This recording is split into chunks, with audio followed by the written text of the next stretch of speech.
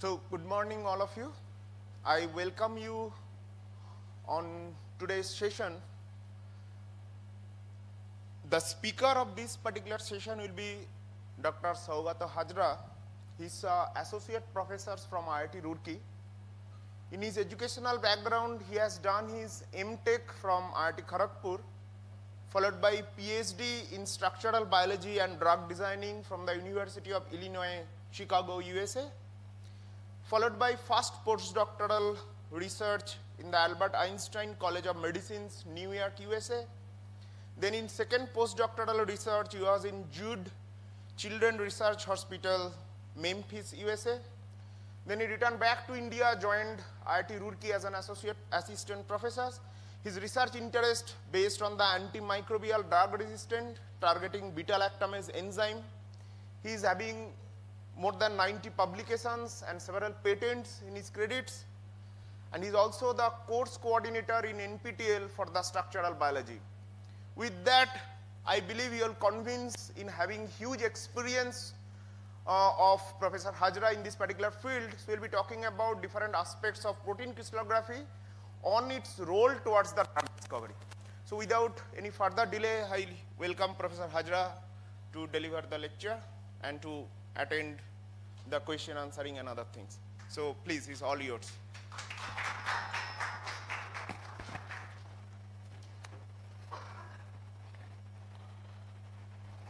Thank you, Sandipan, for the nice introduction.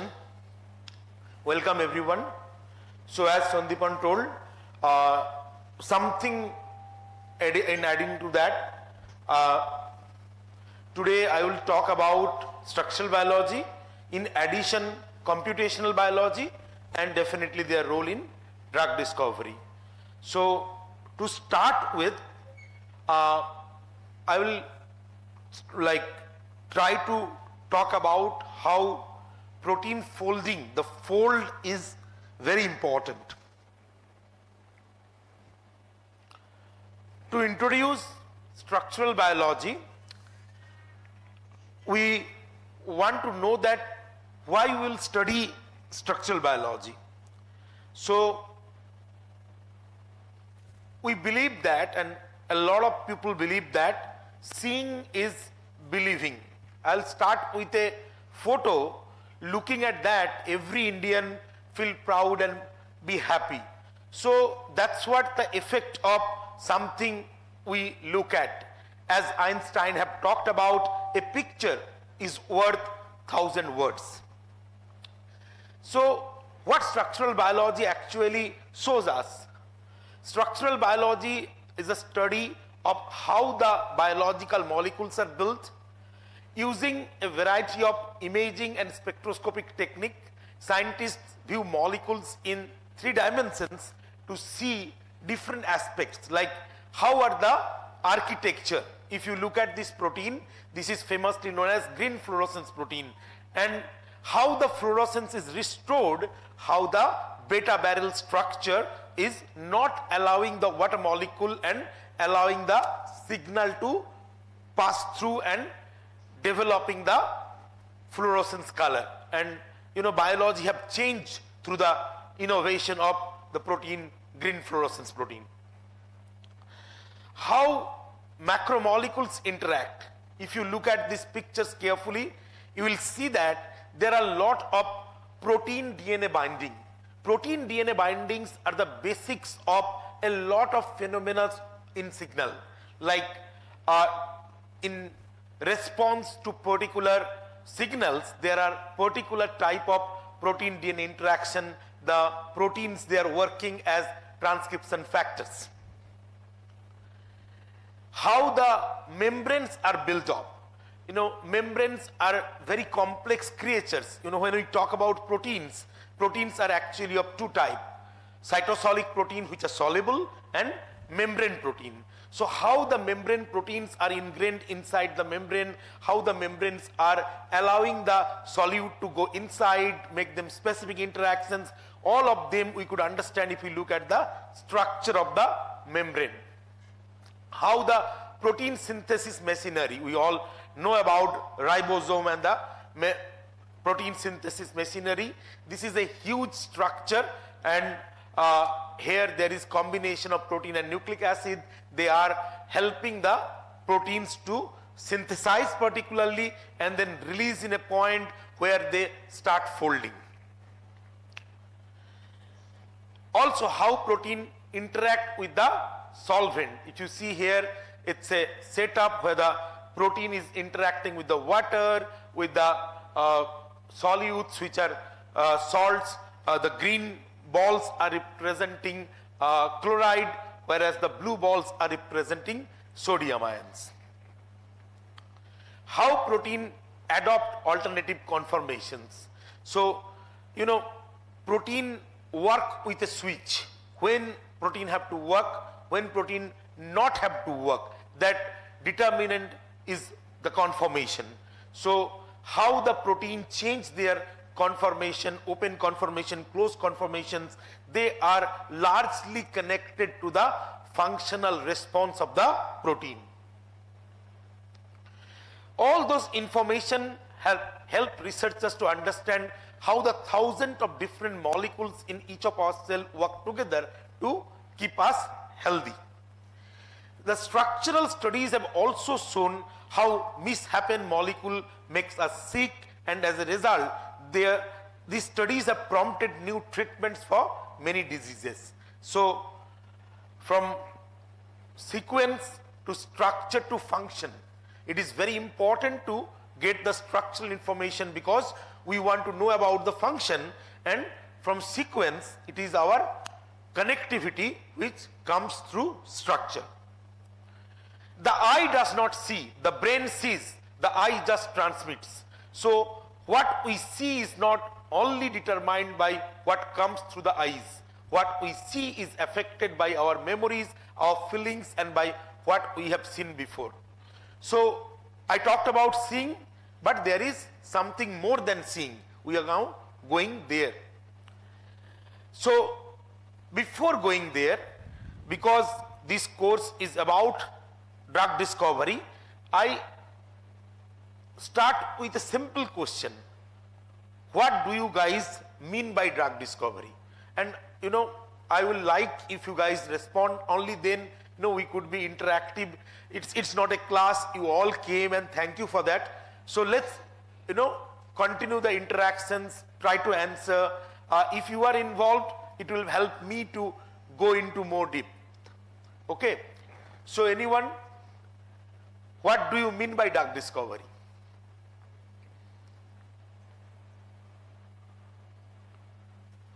You don't have to stand, sit down. Sir, drug discovery itself is sufficient to define. It's a designing of a molecule that has potency to cure any kind of disease by targeting with protein or enzyme, whatever mechanismic pathway they are following. So nowadays, minimizing the time and minimizing the toxicity effect is the main point of attraction for discussing and approaching this drug discovery process. Anyone else?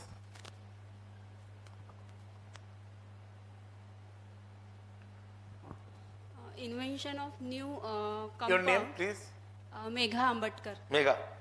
Invention of new compound to treat the diseases or for use for diagnosis by various techniques, but in traditional way it takes time, that is 10 to 15 years, but new approach, by using new approach, this time is reducing.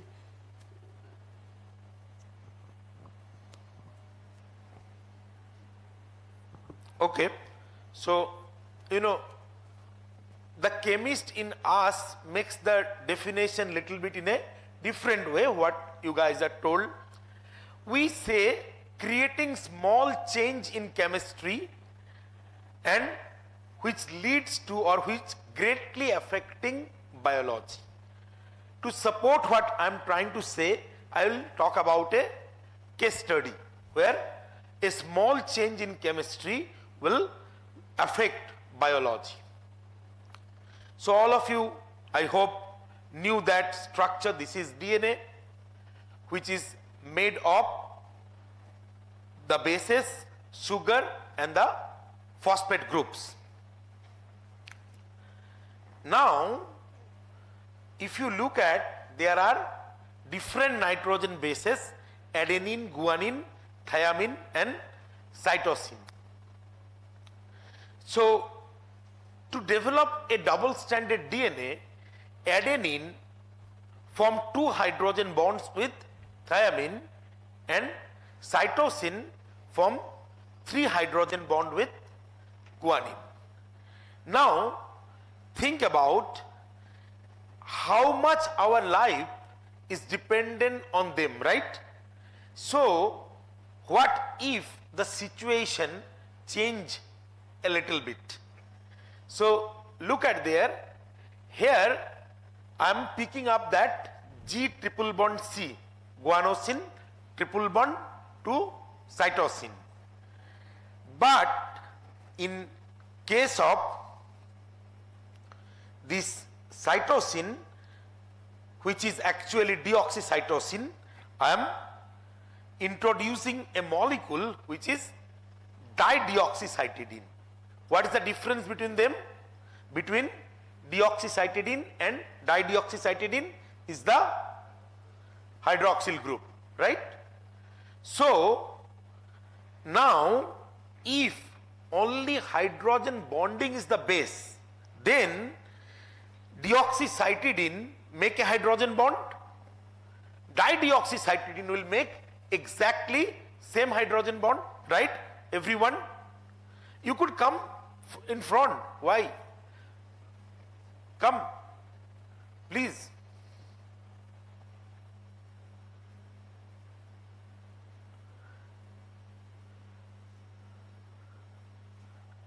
नहीं, अब मैं सबको बोल रहा हूं, please please please come. इतना जगह है किसके लिए?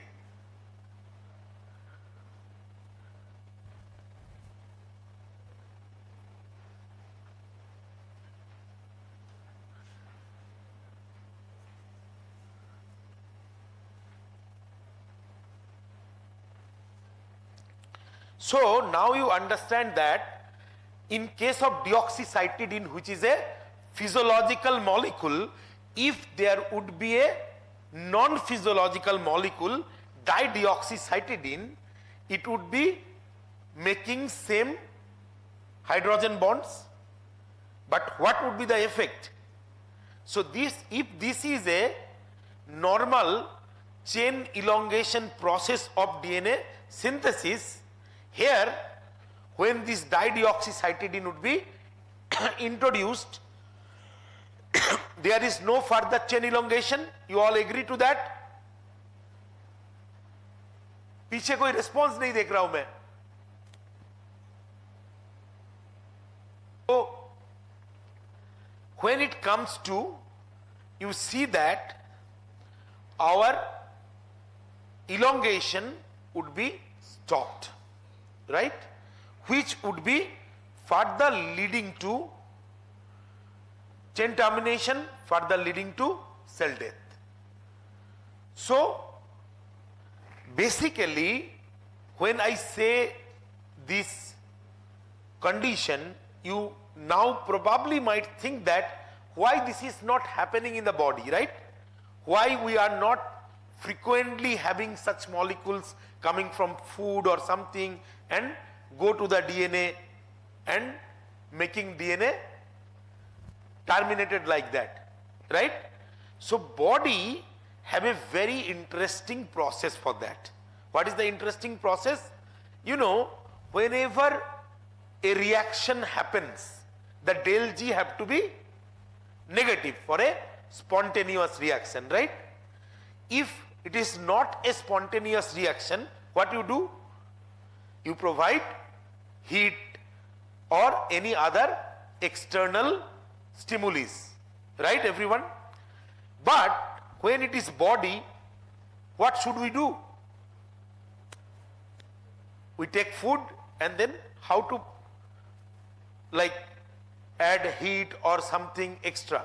So there are many biological reactions which are del G positive, especially the polymerization like DNA elongation. these are always a reaction which are thermodynamically unfavorable. What nature do to make them favorable? Nature spends some energy currency in terms of nucleoside triphosphate, ATP. So they couple the reactions so that with the negativity coming from the ATP, the overall reaction, which is del G positive, now become negative and the reaction goes on. Okay, that's the general way. Reaction A plus ATP to AMP conversion and the overall reaction is favorable. Here nature don't do that. It takes even a smarter way. What is the smarter way? They make the deoxycytidine to deoxycytidine triphosphate. Why? Then they make sure that cytidine triphosphate is not coming as a triphosphate in the cell. You understand what I mean? So because the cell membrane is, what is the nature of cell membrane at the outside? Negative in charge, right? Everyone? You have idea about that? So outside the cell it is negatively charged. So a molecule with triphosphate cannot get entered there. So it could only take entry through the form of deoxycytidine. And it have to be triphosphorylated specifically inside the cell. By that, two things happen. One, they don't get the triphosphate of any form and they could do a selection while phosphorylation. In that way, they make the selection in a positive direction. But the interesting thing is now, they make this triphosphate. This triphosphate, how it is utilized? It goes to the running chain in the form of a monophosphate it added and 2 inorganic phosphate release with the release of the energy. Everyone clear? So, dideoxycytidine cannot get enter if not the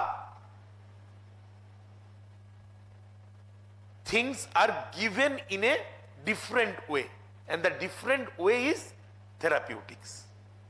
How? So, as I told, it comes from this triphosphate. Now, this nucleoside analog, because the structure of this is like a nucleoside, but it is not exactly a nucleoside, so they are called nucleoside analogues. Nucleoside analogues are compounds with identical hydrogen bonding properties of natural nucleosides. When incorporated, they use this property to block the synthesis of DNA chain leading to cell death. You all agree to that? Here, the nucleoside analog is working, like we are not allowing the natural ones to get, but we could use that as a drug when we want. We incorporate that in a special way. Okay? This is a classic example of small change in chemistry. What is the change? Just the absence of a hydroxyl group, right? And that lead to cell death. So that's we call small change in chemistry, dramatically changing biology. So it happens, but idea of other drug designing also coming from here. So this is a nucleoside analog. Why we are using it? Because we have a target enzyme. What is that enzyme? This enzyme is deoxycytidine kinase. Anybody hear about deoxycytidine kinase? Anybody seen people getting chemotherapy? So when people are given cancer chemotherapy, major target is this enzyme, this deoxycytidine kinase. Why? Remember I talk about this 3 phosphorylation. Deoxycytidine have to be phosphorylated 3 times. It is with monophosphate kinase, diphosphate kinase and triphosphate kinase.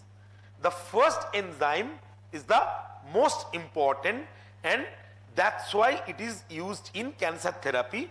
But in case of this enzyme, deoxycytidine kinase, the more interesting thing is it's a broad spectrum enzyme. Now you have idea about broad spectrum, narrow spectrum. So enzyme, what we are going to talk about, what we are going to look about, have a 3-dimensional structure. In that 3-dimensional structure, in the core, there is a active site. That active site might be specific to one compound or might be broad specific, like to different type of compounds, or might be non-specific. So it could behave in a very different way depending on the active site, volume and the chemistry inside. So, you know, if you look at this year's chemistry Nobel Prize, one of the guy was David Baker. Anybody hear about protein engineering, David Baker? No? So when I joined my PhD in 2004, I had opportunity, you know, that time I'm coming here, there was a project which called Human Genome Project. The way genome started read out, and US get the entire credit of that. I'll show you through few slides. When those things was happening, they thought, why not going ahead? Now we could know each and every properties of the DNA which convert to the property of the protein, right? Now, is it possible to change the proteins, the enzymes, and use them in different way? 2 people came out. One, Francis Arnold. What Francis Arnold did, what in biology, a lot of you who are doing biology, thinking about, reading about, taking a protein, looking at its function and changing the function by changing the amino acids in a way called random mutagenesis or site-directed mutagenesis. People, if you are not acquired, please raise your hand and ask, sir, define me this. So you all know what is random mutagenesis, what is site-directed mutagenesis? No? Please pick up. Otherwise, you know, you will come, I will say, I will go. There will be no meaning of that. Please pick up, please. So, the protein coded from a DNA. All the changes you want to do in a protein, you have to go back and you have to make in DNA. When you know about the protein structure, when you know about the protein's detail, and by knowing you are changing a particular amino acid by changing a nucleotide, that is called site-directed mutagenesis. Whereas you have a gene, okay, and you use a kit to randomly change any and every nucleotide. You will say, how I know? So in that case, you need a assay.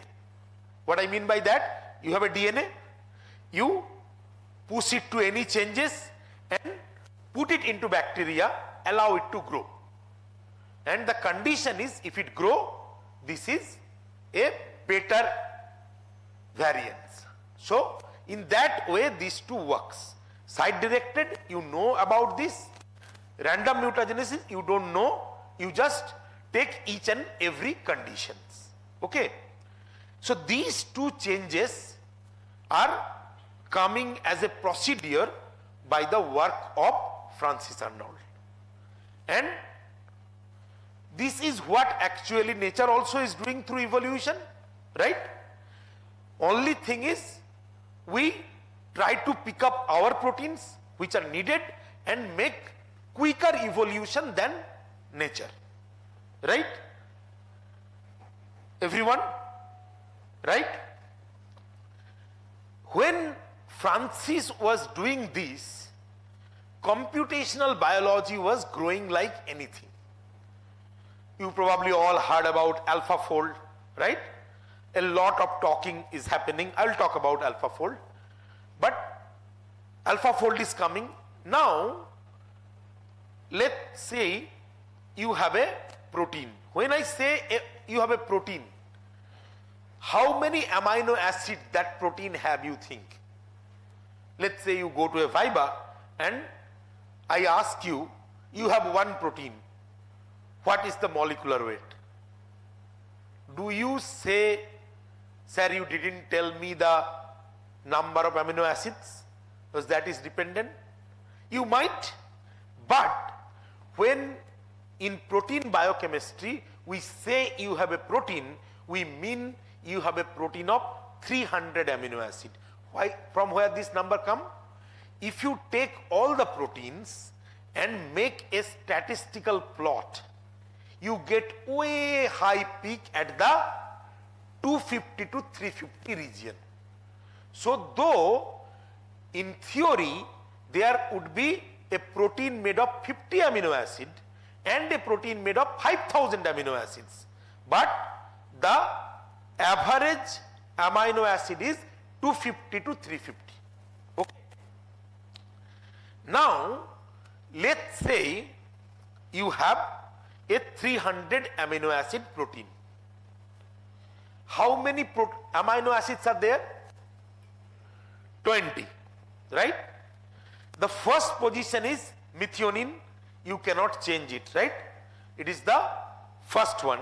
It have to be there for the protein to be biologically synthesized, right? Now you have 299 amino acid which could be changed to 20 possibility, right? The number of mutations, the number of variants of protein is 20 to the power 299. You know how big is this number?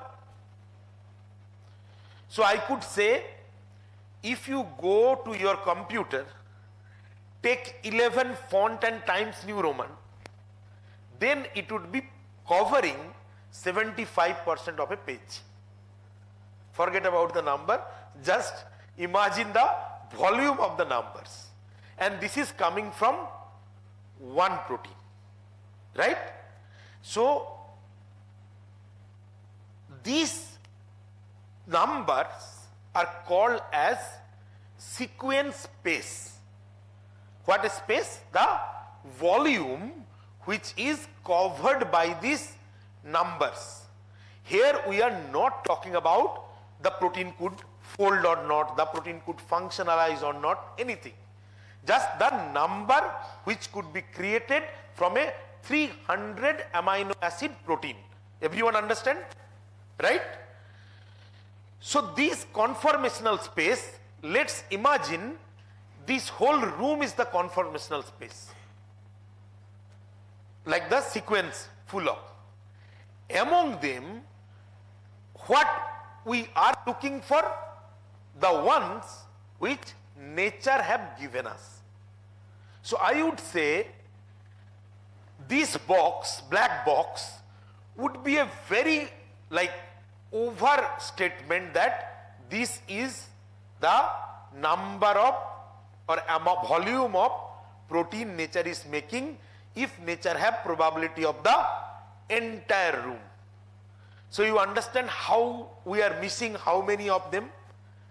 And that was bothered a person called David Baker, who is this year's Nobel Prize winner. He came up with something. So this was the thing I was talking, was logical variance, logical engineering. Because you see something, you know about the functions, you do the changes. David Baker come up with something which is calling de novo engineering. What that means? That means he is trying to cover at least this many boxes, not a lot. Sorry. But that is much more than what is actually there with the nature. So how they are doing, what they are doing is important, but more important is this is opening a huge area. So I was talking about this protein, and the moment drug discovery is getting a lot more protein because of the Human Genome Project. So you see that this protein, it is deoxycytidine kinase. The name itself suggests that this protein works for deoxycytidine. Interestingly, it have broad specificity, so it could phosphorylate deoxyadenosine, deoxyguanosine in addition to deoxycytidine. So people thought that all the molecules we have are D molecule, right? What about the L molecule? So they tried molecule like 3-TC, L-deoxycytidine and all, and they got activity.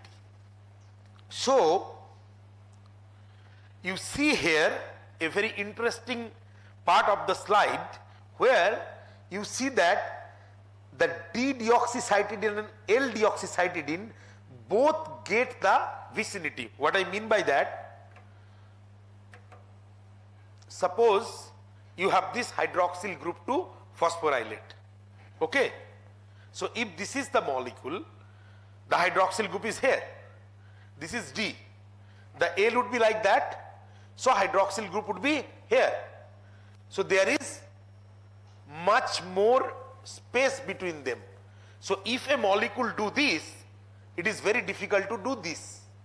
So that's why people thought the enzyme which is working on D-deoxycytidine could not be working to L-deoxycytidine. But when the engineering happens and the high resolution crystal structure came out, it shows that it's not. Why? Because chemistry will tell you the sugars used to be having a property of puckering. So because of that, both the D and L are not like that. They are puckering. And both of the hydroxyl group are now coming closer. So if an enzyme could hydroxylate D1, it could also hydroxylate L. So in that way, they could be hydroxylating compounds which are non-physiological that are used as nucleoside analog drug. So who are the nucleoside analog drug? So this is the one which we talked about. If you don't have this hydroxyl group and you could be incorporated, we all understand that there is no possibility to further elongate. So dideoxycytidine is a nucleoside analog, could be used as a drug. The next one is L. As we talked about, L nucleoside analog, they are little complicated concept because it's not straightforward, but we know about this puckering and all. So there is a possibility that they could also be working as drug. More interesting is this. By the way, if you don't know, there are lot of nucleoside analog, acyclovir, peniciclovir, ganciclovir, who are working for herpes virus, anti-herpes virus, antiviral therapy. How they work? Because you see that this part is open. So it could take any conformation, and luckily if one conformation goes and present the hydroxyl group to the active side of the enzyme, then it could be further phosphorylated, right? So then it could be used as a drug. So open chain sugar molecule, very interesting concept. I don't know if there is anybody who don't hear about remdesivir, right? We all hear news in time of COVID. So remdesivir, it's sold under the brand name Veklury, and if you look at this molecule is also a nucleoside analog. Can you see that? It's more complicated, more other groups are attached, but it is also a nucleoside analog. So if I look about, you were talking about in time of drug discovery definition about the cost and all. So what is the process? The drug discovery process starts with target identification. Who are the target? We are coming. Then once you get the target, you try to incorporate small molecule to make some inhibitions or anything else. So that is called heat generation. Then once the heat is generated, you will make more and more sorry, more and more molecules to make optimization.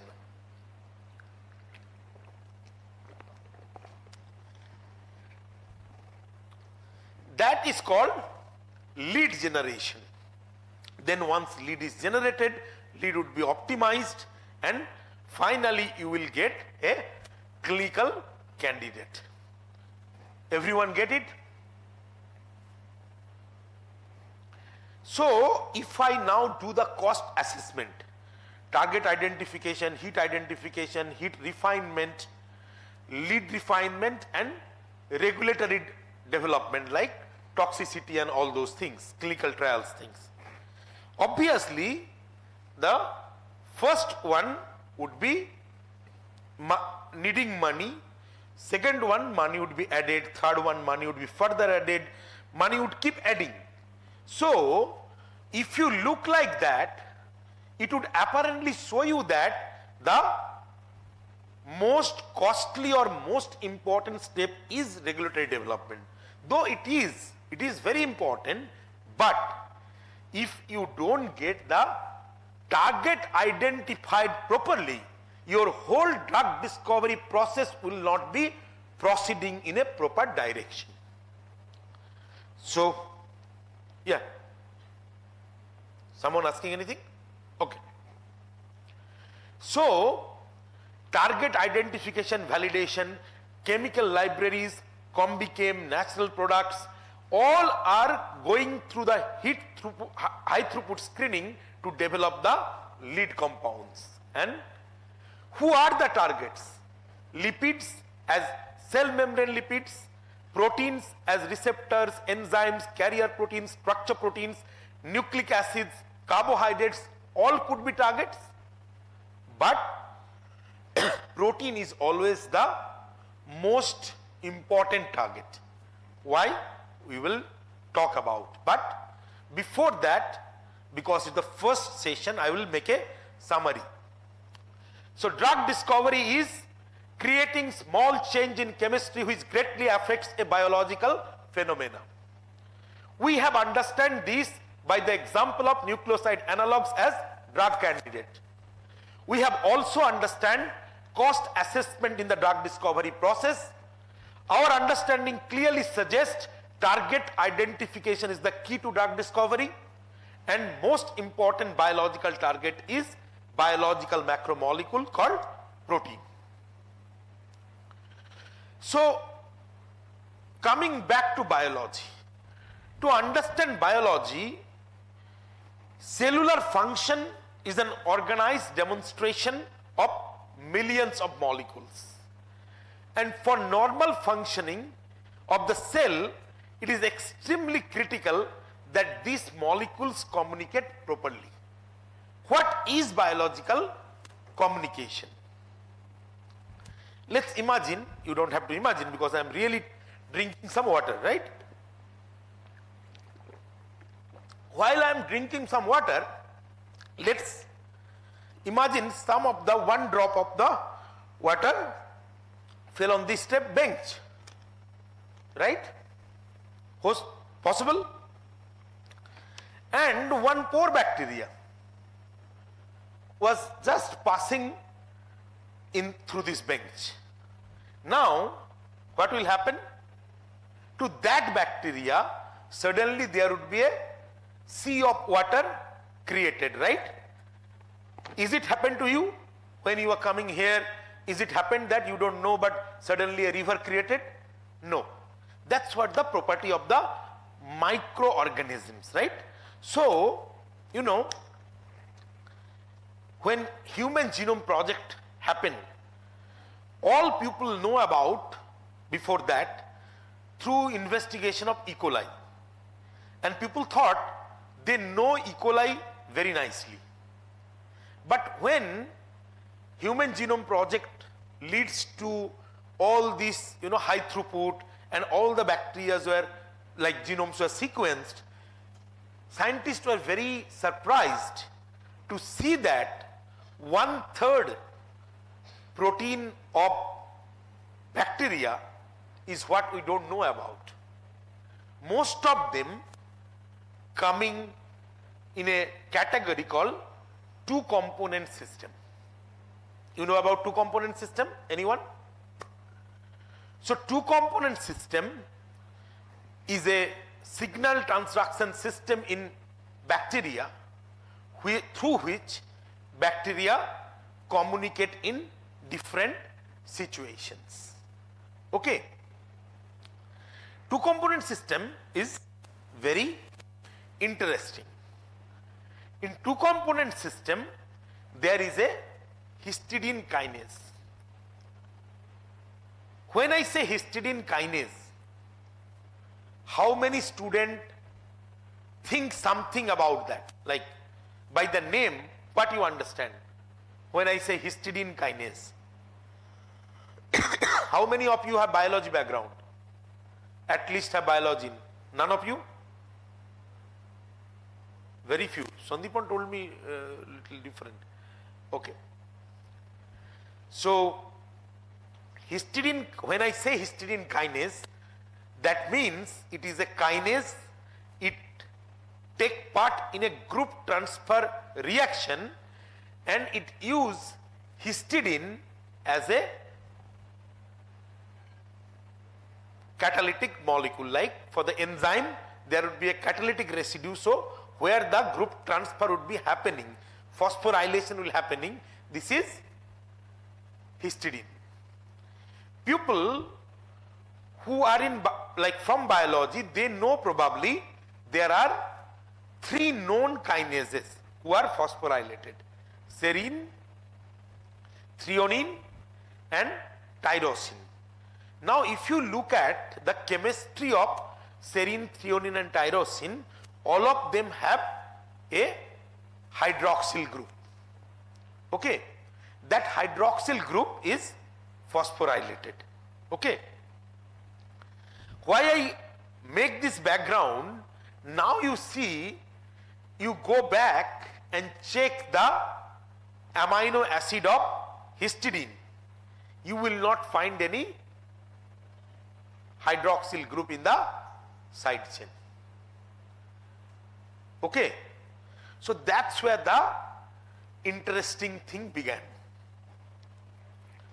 Generally, if you look at, if as I see very few hands are from biology, then rest are from chemistry, now you could have easily understand that there was a OP bond developed, and now histidine in its side chain have nitrogen, so there would be a NP bond going to develop. What is the difference? The OP, because of the difference in the electronegativity, would develop a relatively stable bond than NP, right? So remember that in next round we will talk about that. Okay.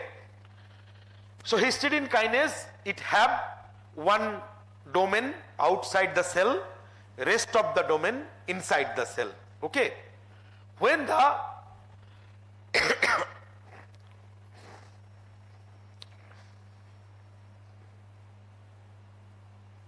so when the like cell is coming, they used to be phosphorylated. Now, when you look at that, you see that most of those histidine kinase, they have a common structural motif. So this structural motif is important for their dimerization. That's how we could understand by the study of, through structural biology, how it is functioning. This is the part you could see in every different histidine kinases, right? And these are the functional domain which is doing the catalysis. Okay. Now you could see that it dimerizes now, phosphorylate, but phosphorylated in a molecular level, it is phosphorylated through NP bond, right, which is much less stable. So it would be trying to pass that phosphate, right? To take that phosphate, here is coming the response regulator. So we had one component histidine kinase, another component response regulator, so it is called two component system. One thing. Second, the residue phosphorylated here is not even a serine, threonine or tyrosine. It is a aspartate. So people who are again not knowing about these amino acids, this is a amino acid with a acid group CH2COOH in the side chain. So it does not have a direct hydroxyl group but have a resonance stabilized hydroxyl group. So now if I compare, there are three group of hydroxylated molecules. One is OH, which is in the middle. One is very unstable, which is N, and one is very stable, which is resonance stabilized OH, right? Now in bacteria, Mother Nature is testing it, testing this model. Why it works? Because there is a potential difference from very unstable to very stable, so the phosphate easily coming here and running the further prospects. But if you see in biological system, there are series of phosphorylation needed. So it's not one phosphorylation in our biological complex biology system. So if you are throwing something from the top, niche, it will be going easily, right? But if it is a series, you cannot do that. So these two component system, they don't exist in higher organisms. So this is a very interesting drug target, and nowadays you guys have heard that we are really low in our arsenal because most of the antibiotics we have created are under resistance. These are giving us new hope. These are giving us new targets. But what about our story? In our story, it's coming here, and now when it comes here, it goes to further expand their signals by DNA binding, RNA binding, protein binding, and small molecule binding. So there are each and every way they utilize to further doing the signal, further expanding the signal. So they get a signal and they further downstream that to the bacteria to know about what is happening. Now this DNA binding is also very interesting.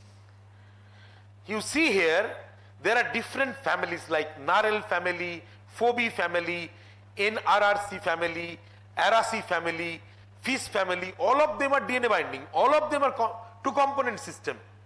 But if you see, the symmetry of binding is very different. And those symmetries are very important for signal. How tightly they are binding, how, depending on how the binding affinity is more or how the binding affinity is less, all of them are affecting the biological process. So, and in that way, they do the communication. So, two things here, we try to understand the communication process. At the same time, we see how this biological structure and their chemistry is very, very, critical for these communications, right? So, in biology, communication would be mostly performed through interaction. To understand the process of communication, we need to visualize molecules at atomic level. We need to determine the proper arrangement of the atoms in those systems, as we see that how the dimer is forming, how the catalytic residues are there, how the ligand is there to, like ligand binding site is there to get a ligand, all of them are dependent on that. But there are different level of interactions as well as size of macromolecules, or their organizations are also quite different. And based on those requirements, there are choices as well as advancement of the techniques. So, who are the techniques? Among the high resolution techniques, there are macromolecular crystallography, X-ray, there is nuclear magnetic resonance, NMR, cryo-electron microscopy, or cryo-EM. So, how size dependence is there? I have given a brief comparison of a body starting from the tissues to going to the biological macromolecules, where we look at a atomic scale. Now, from 1 millimeter to 0.1 nanometer, you see that tissue, then cell, then organelles, then biological macromolecules. At the initial stage, you could see them using light microscopy, but then when you go like even deeper, even smaller side, at the bigger level, among these smaller things, you get cryo-electron microscopy. Cryo-electron microscopy cover nearly from 100 nanometer to 1 nanometer. Excellent range. Then come macromolecular crystallography. Much bigger ones are not acceptable, but from there it also contains a good range. Then comes NMR, which have quite a small range, because NMR in protein is not possible for bigger protein molecules, because I will talk about that in details, but NMR depends on the movement. Higher the molecular size, the tumbling become slower, and because of that the spectra start overlapping. So now with the best conformation of the NMR, which is 1.2 gigahertz, NMR is talked about in terms of the magnet, external magnet. So you see that here it is possible to work maximum up to 80 kilodalton, 90 kilodalton proteins. But there are many low resolution techniques which we are not going to discuss today, but I want to just talk about circular dichroism. Circular dichroism determine the ellipticity, and from ellipticity you could see that how the proteins fold properly or not. You could also study a lot of protein drug interaction using circular dichroism. Fluorescence spectroscopy works in two ways. In one way, there is a intrinsic fluorophore. What is the intrinsic fluorophore? So inside the protein there is a amino acid called tryptophan.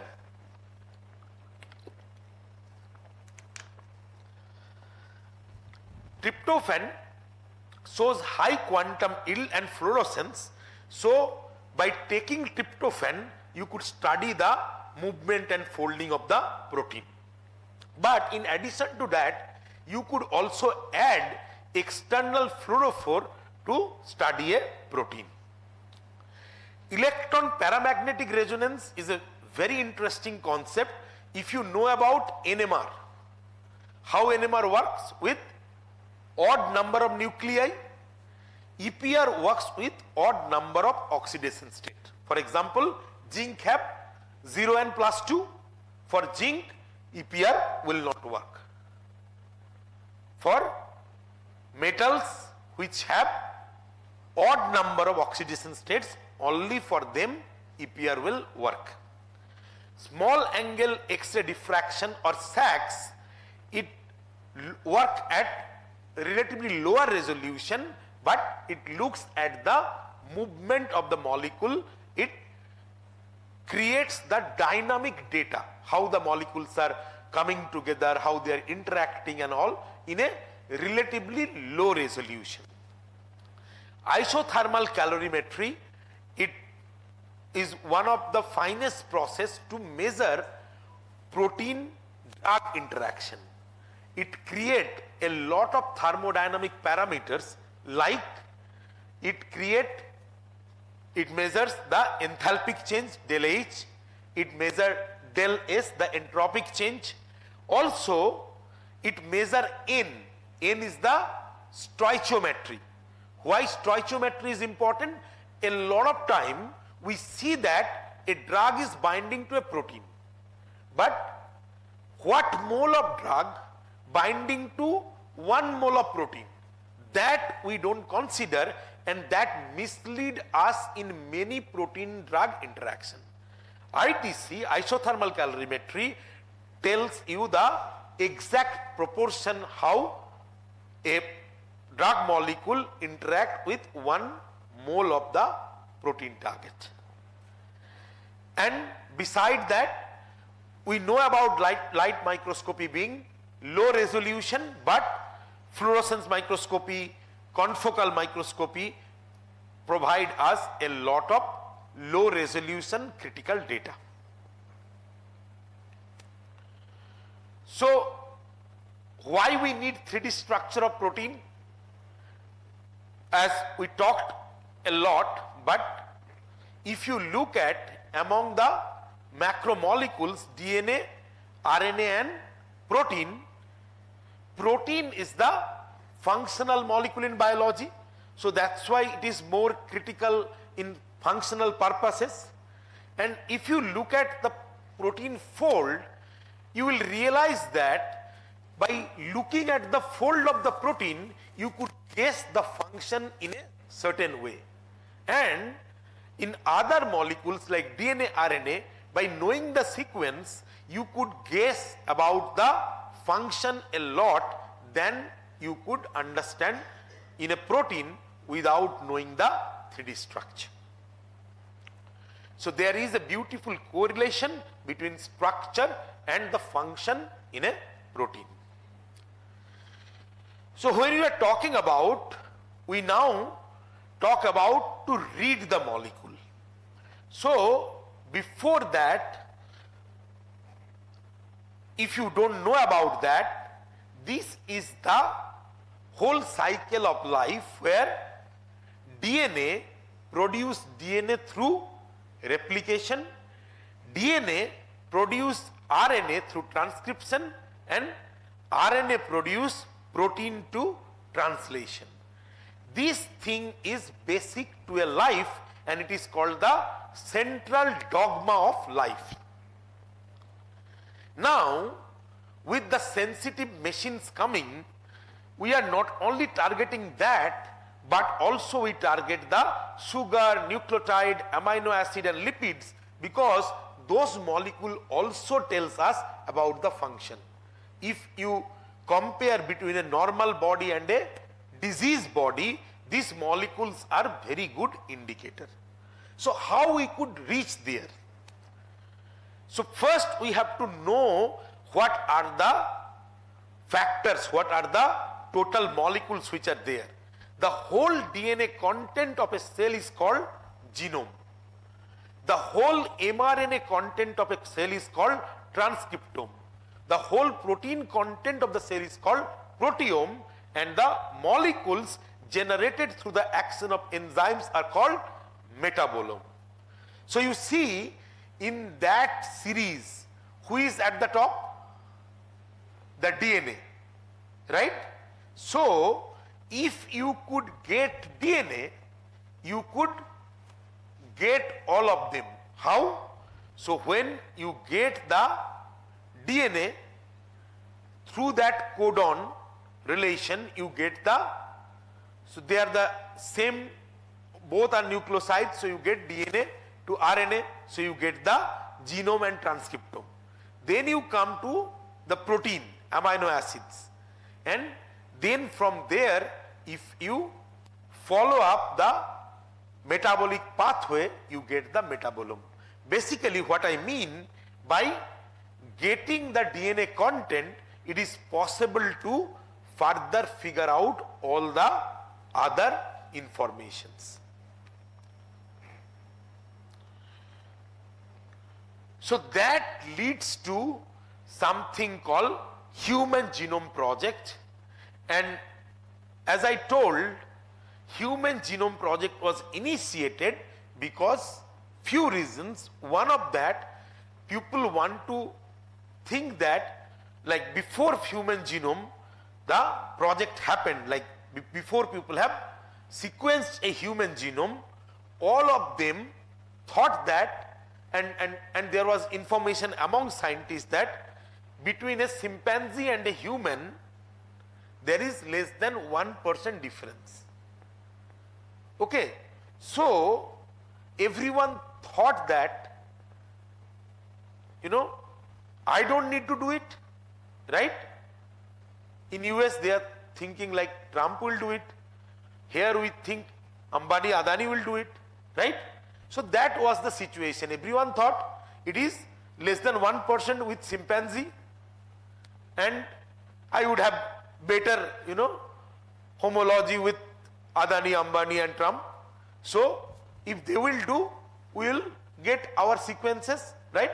That was the idea when Human Genome Project was not happened.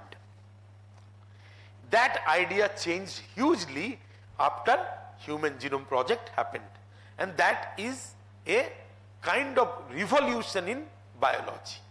You know, when you go in the course and sit down in the subjects, if you look at the history, most of the history started 1800 and all, and most of the innovations are done at 1950s.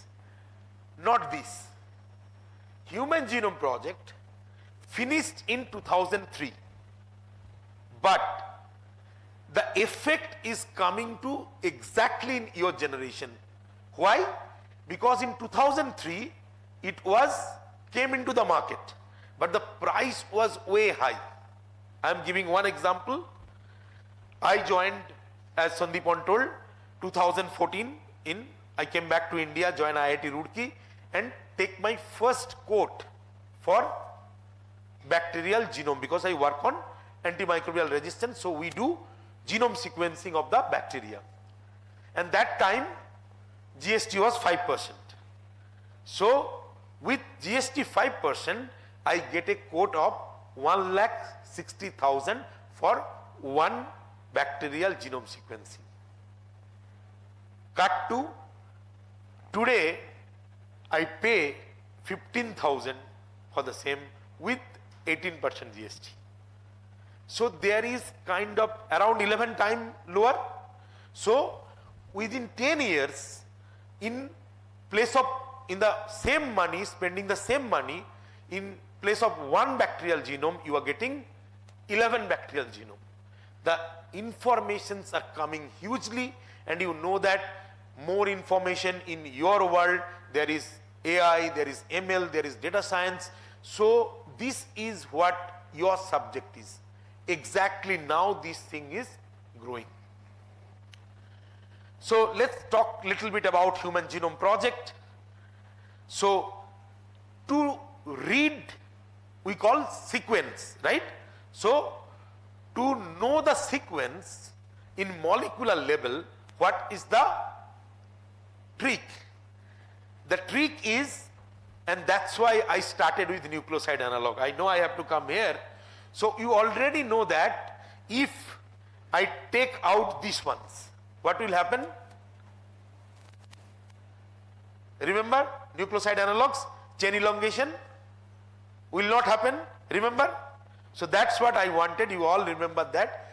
So now imagine if you create those molecules, a molecule like this, dideoxy we talked about, right? What will happen now? If you add this and do a DNA sequencing, the DNA sequencing will be stopped. Everyone agree?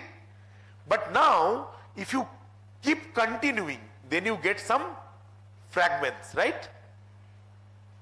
Tick, because it will randomly incorporate, you will mix, there will be a competition between the nucleosides and nucleoside analogs, where nucleoside analogs will entry, stop. So you will get this much, this much, this much, all the fragments, right? What I am talking about, this is the concept of someone called Sanger, and this is famous as Sanger sequencing. But why I am not totally talking about Sanger sequencing? Because I have to talk about another thing. What is the another thing? Polymeric chain reaction, or PCR. The time Sanger is coming up with the concept of this nucleoside analog, in the same parallel time Carey Mullins coming up with a machine which could synthesize DNA outside the body. Okay? Only what was the challenge here? The enzyme to work at higher temperature, and they solve it with a thermostable enzyme, and it happens. So though I am talking now about Sanger, it is a joint effort of Sanger's idea along with Carey Mullins' instrument. What happened? The DNA is fragmented. Why it is fragmented? Because Sanger sequencing cannot do all the DNA. It have to do the reaction, right? So the DNA is fragmented to make it smaller. You get the smaller ones. That is the template, because DNA needs a template to synthesize, right? So you give that, and then you give the nucleoside triphosphates, DNTP along with DDNTP. Okay?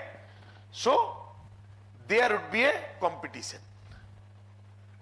Initially, they detect it with a big plate by radioactive labeling, which is very risky.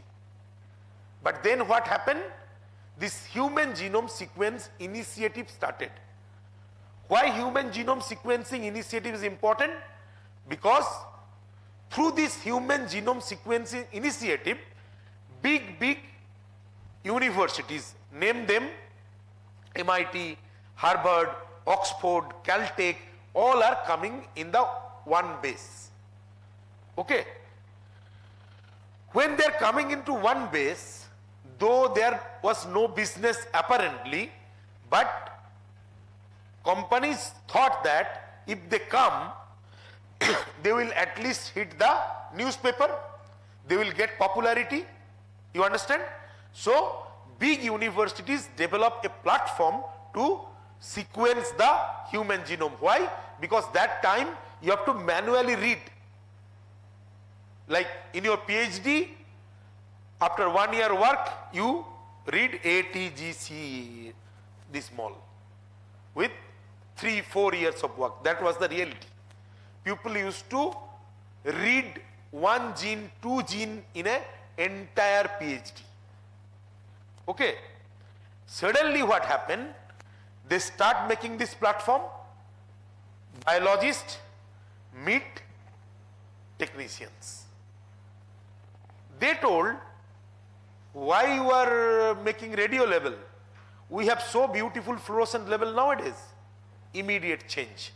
This fluorescence leveling. Sensitivity suddenly increased 1,000 times. They were running these big gels. Engineers told, why? Run capillary.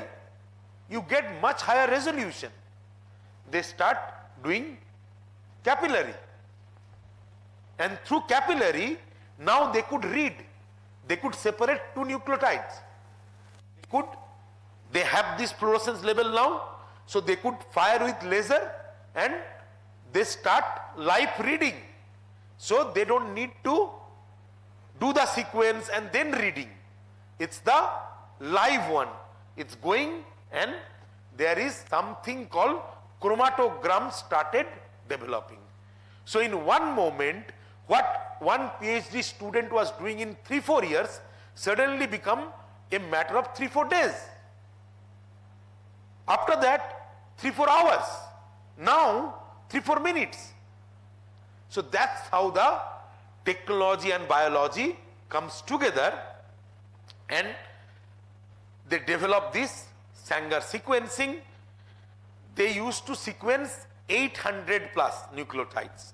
If you don't have idea, I talk about protein. 300 amino acid is the average protein.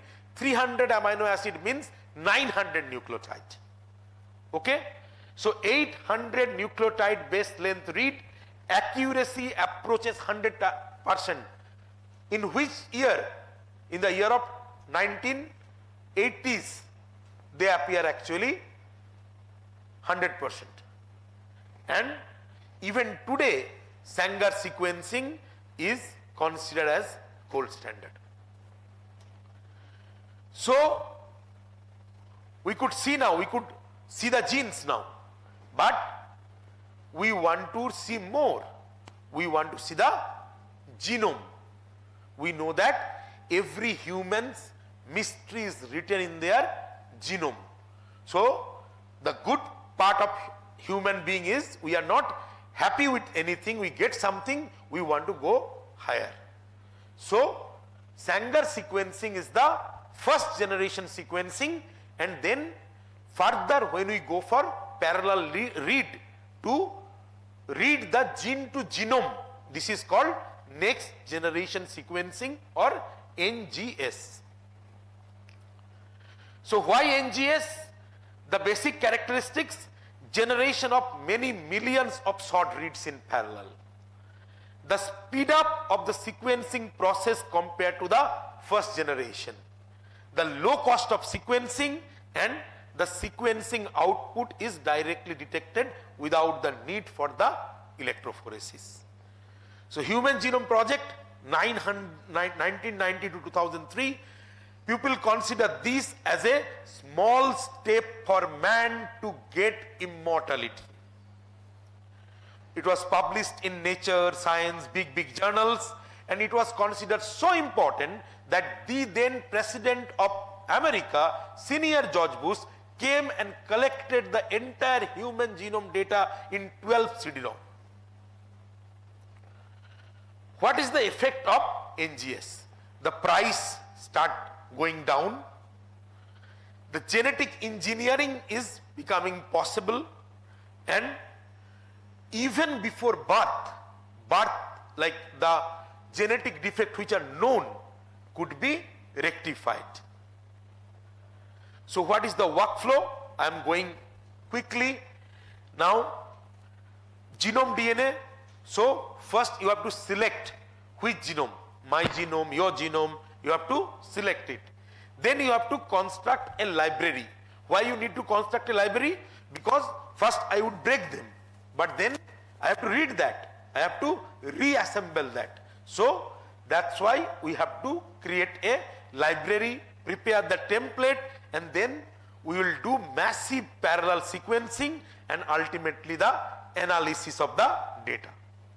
So these are the instrumentations. As I told, the first generation is ABI Sanger, Rose, then is the first generation, then second generation, then PacBio and Illumina is the third generation, and Oxford Nanopore is the fourth generation or last generation. As you see, if you like, those guys are much expensive. If you look at this one, this is only 1 lakh rupees cost, and you could hold it like that as it is showing. So application, it have universal application. This is one of the best slide. You could get any and every information in the space, in the water, tissues, inside the body, anywhere, if you get a piece of DNA. So that's the power of NGS. We use it in antimicrobial resistance.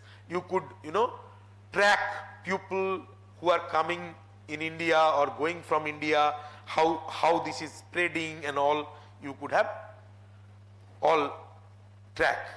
So overall effect, as I was talking, before that you collect really small data. This girl is showing her data. Upper panel is my 4 years of work, and the lower panel took only 1 year, which means it's a lot more time and very less data. Then suddenly, things are talking big, and the departments where there was department of biochemistry, genetics, who are working on one gene, one protein, suddenly there is big whole things, proteomics, genomics and all. A scientist, when asked that, what you think is the successful term for yours, he answered that, when I can coin my own OM word, genome, proteome, transcriptome, OM was all over. And as I told, the price reduces a lot, so it even affects God. So when God knows that this human genome project was done, an angel came and told the God, the human genome code been unraveled. God is also, very like scared. Damn hackers, now I have to change the password. So it was so impactful that even God was affected by that. After genome sequencing project, now we have millions and billions of gene sequences, which means we have that many protein sequences known, but we need to know the 3D structures. So God is now getting confidence back. Perhaps I don't need to change the password. They still have a dynamic proteome code to break. They cannot hit a moving target. So challenge of protein folding, this is the significance in the field of biological research. What is the importance of a folded protein structure, how we could determine the protein's 3D structure, and what are the level of different structures where we are working. So this is the first part. In the second part, I will talk about the structural biology techniques, but you could take a break. 5 minutes, we'll come back. Thank you. But I will be more happy if you guys come front and ask me more questions.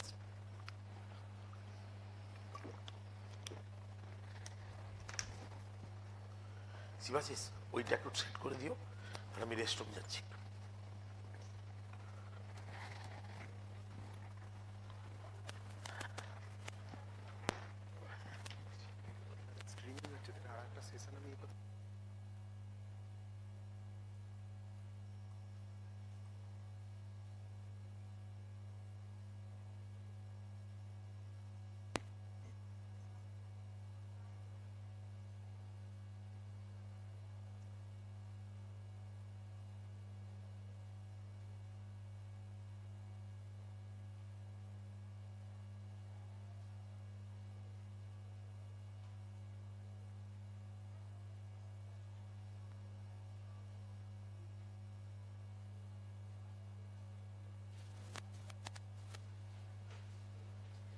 Participants who ever did not fill up the Google form, please fill up that as soon as possible. Google form. Google form. You have to, yeah.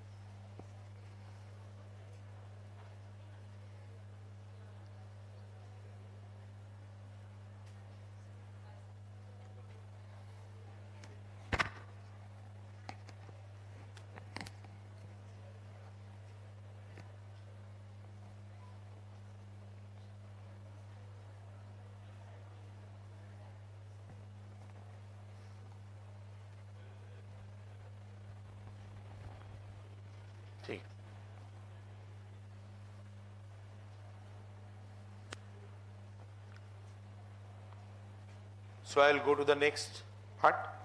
So we are talking about structural biology techniques to start with steps in protein crystallography. As I told, in protein crystallography or any of the structural biology technique, the most important part of the process is to identify the target protein. And then you want to produce that because it's needed to be found in very pure form. So first what you do, you have to ensure that you could purify it to the good amount of protein you could get. So we do cloning. This is a genetic engineering technique through which we get the protein separately in a high amount. After that we go for overexpression, which means the bacteria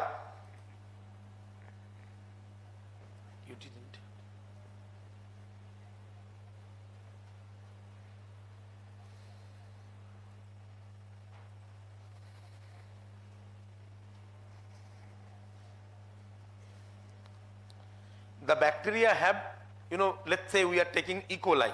E. coli have 5,000 other proteins. In between, your protein is the 5,001th protein. If it produce 1 by 5,001, you would not be happy with that. Your money would not be properly utilized. So you want somehow to do something. I'm not going into them.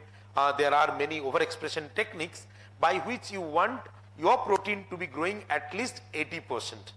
Once it is growing overexpressed, you would purify it. For crystallography, the protein purification is very important. Why? Because the process of crystallography is to change a phase from liquid phase to solid phase, and the protein have to be very, very homogeneous. That's why the proteins needed to be very, very pure. When I say very, very pure, I mean at least 99% pure protein is needed for getting crystal. Then you go for crystallization. Crystallization is the step where everybody is stuck. There is no science in crystallization. We just keep setting up crystals and pray for getting a crystal to come. Once a crystal is coming, we then go for mount the crystal, diffract it. Then one of the problem is there, when you get the electron density data, you get intensity but you don't get phase. That is the classic phase problem in crystallography. And then you do the model building, then you do refinement and data submission to protein data bank. Protein data bank is now very serious about data submission. Why? Because if you go 20 years earlier, the data is utilized to look at, right, to analyze. But now a protein data means it's a PDB file. A PDB file now is taken by computational biologists too. So imagine you are a crystallographer, you make a PDB file with 10% error. Now a computational biologist have no idea about that. Your paper is published, your structure is in PDB, he or she will picking up that. So they are starting with 10% error. That's why in 2014 there was meeting, and two meetings concurrent at 2012 and 2014. After that, the PDB working as a database, now they are working as a proper data bank, where I am a crystallographer, so a scientist like me is there, sitting there. When I am giving my data, he or she is going through the data, and if there is errors, he or she write there and send back to me. I have to again work on that, correct that, and only after that I get a validation certificate. After getting this validation certificate, only then you could mention it in a publication which you are sending that I have a crystal structure solved. So the process is more rigorous, which means the process is more corrected now. So just few of the things. Why cannot we visualize molecule directly using X-ray? A single molecule is very weak scatterer of X-rays, right? Most of the X-rays will pass through the molecule without being diffracted. The diffracted rays are too weak to be detected. So in crystal, we don't have a single protein, we have a array of millions of proteins. Think about, if there is only one person, it is very hard to see. But now I could see all of you because a lot of you are there, right? It's same. You, like single U is a single protein, all of you is a crystal setup. Okay. Solution: analyzing diffraction from crystals instead of single molecules. A crystal is made of three-dimensional repeat of ordered molecules 10 to the power 14 whose signals reinforce each other. The resulting diffracted rays are strong enough to be detected. So I will proceed, but here I would love to talk about, small time I will take to mention a technique. You know, you all know about Raman, right? Raman is a very convenient technique. Raman work as a confirmatory experiment, right? Right? In protein also, Raman detect a lot of fingerprints. Fingerprints means you get those, you know that this group is there, right? So Raman could be a very good asset for studying protein, but anyone who know about or who read about protein, or if you go back and study about in the literature, you will see that Raman is not used for studying protein. Why? Because Raman gives very faint signal, you know that. That's why most of the Ramans are either surface enhance or resonance, right? FTIR and all those things coupled with. So that's the problem with protein. When you add laser, what happens? There is generation of heat and your protein will lose the fold. Okay, if it lose the fold, you cannot study the function. That is the reason, in spite of being a good technique, Raman is not used to study protein. Okay. So I was lucky enough, when I was in US, I met a guy, William Perry. William Perry and group, they develop a technique called Raman crystallography. What is the technique? The technique is simple. You know confocal microscopy, where you could measure the Z, the width, right? So in Raman crystallography, there is a confocal. But in confocal, from where the source come, light, right? Instead of light source, it is changed with a Raman monochromator. Okay? And there is a very high resolution CCD camera. How high? I could just tell you the price. The price is around 1 crore for the camera. Now I am coming why it is very important and why it's like people are following it.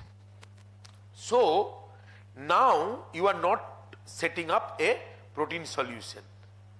Instead you set a protein crystal. You already see that 10 to the power 14, right? Protein is 10 to the power 14 protein molecules are there in the crystal. So crystal is used there, and from the confocal, the Z, the 3D axis is focused, the pinhole is focused on the crystal. So the machine don't take any signal out of the platform of the crystal. You understand? So inside the crystal, the jade, this is only focused. So if there is solution, there will be no data coming from them. It will only acquire data from the crystal. Now you do reactions. Okay, you add a molecule which would be reacted with the protein. The molecule before adding, you could take a Raman, that is the baseline Raman, and now each femtosecond you start collecting the data. If there is any change, the baseline would be affected. You see a change. Are you getting me? So you could actually see the reaction in a femtosecond time level. Obviously, you don't know what is happening, but later that signal would be quantum calculated and you get the structure of the molecule or the chemistry of the molecule. So you are not looking at the protein, but you are looking at the enzymatic effect which is coming on the drug molecule or substrate molecule on which the reaction is happening. You understand?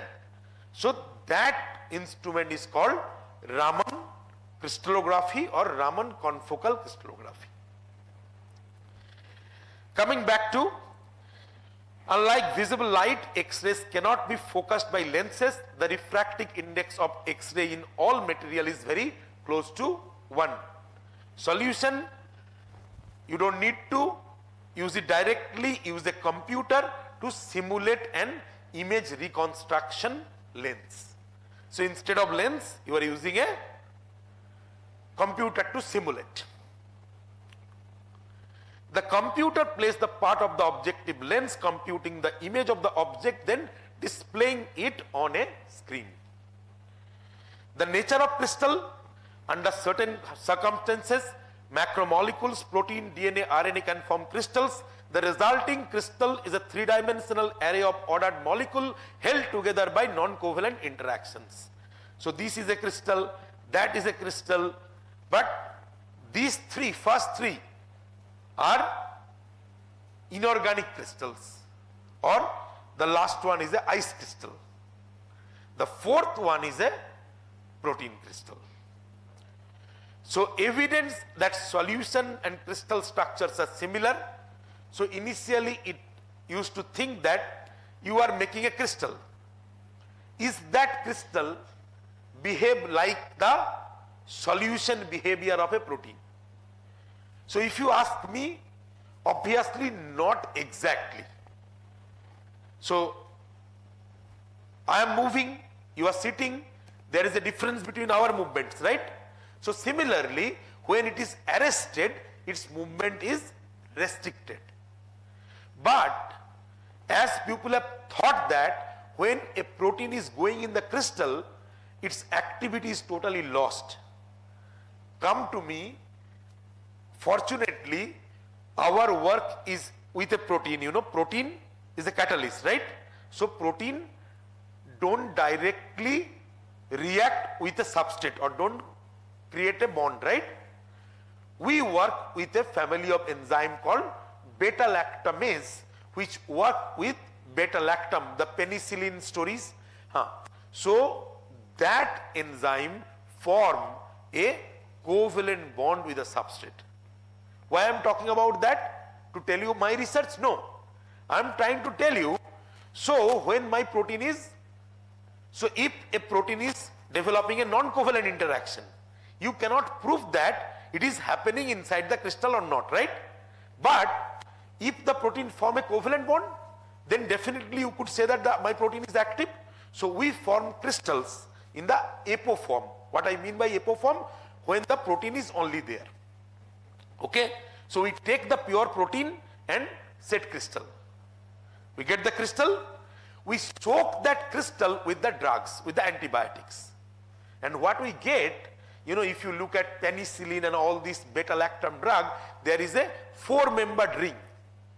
We see the 4-membered ring is broken there and it forms a covalent bond with the protein. That means our protein is active inside the crystal. right? So there are many such proofs coming out now. So it is not that proteins are not active there. But the scenario was actually like reverse, because crystallography, the first structure came at 1959, Kendrew and Perouse, right? But NMR came much later. So this is the structure 2ZZZ2 is a structure of a same protein. You see 3C4S. 3C4S was solved by X-ray. But when first structure was solved by NMR, this was the first structure solved by NMR, but to prove that it is correct structure, they had to crystallize it. You understand what I mean? So because X-ray was more established technique, to establish NMR, they solved the structure with NMR, but they had to show that they are same. But at the same time, it proves that the structures which are in solution, the structure which are in X-ray are same structure. Many macromolecules are still functional in the crystalline state, and most protein crystals contain 50 to 70% solvent.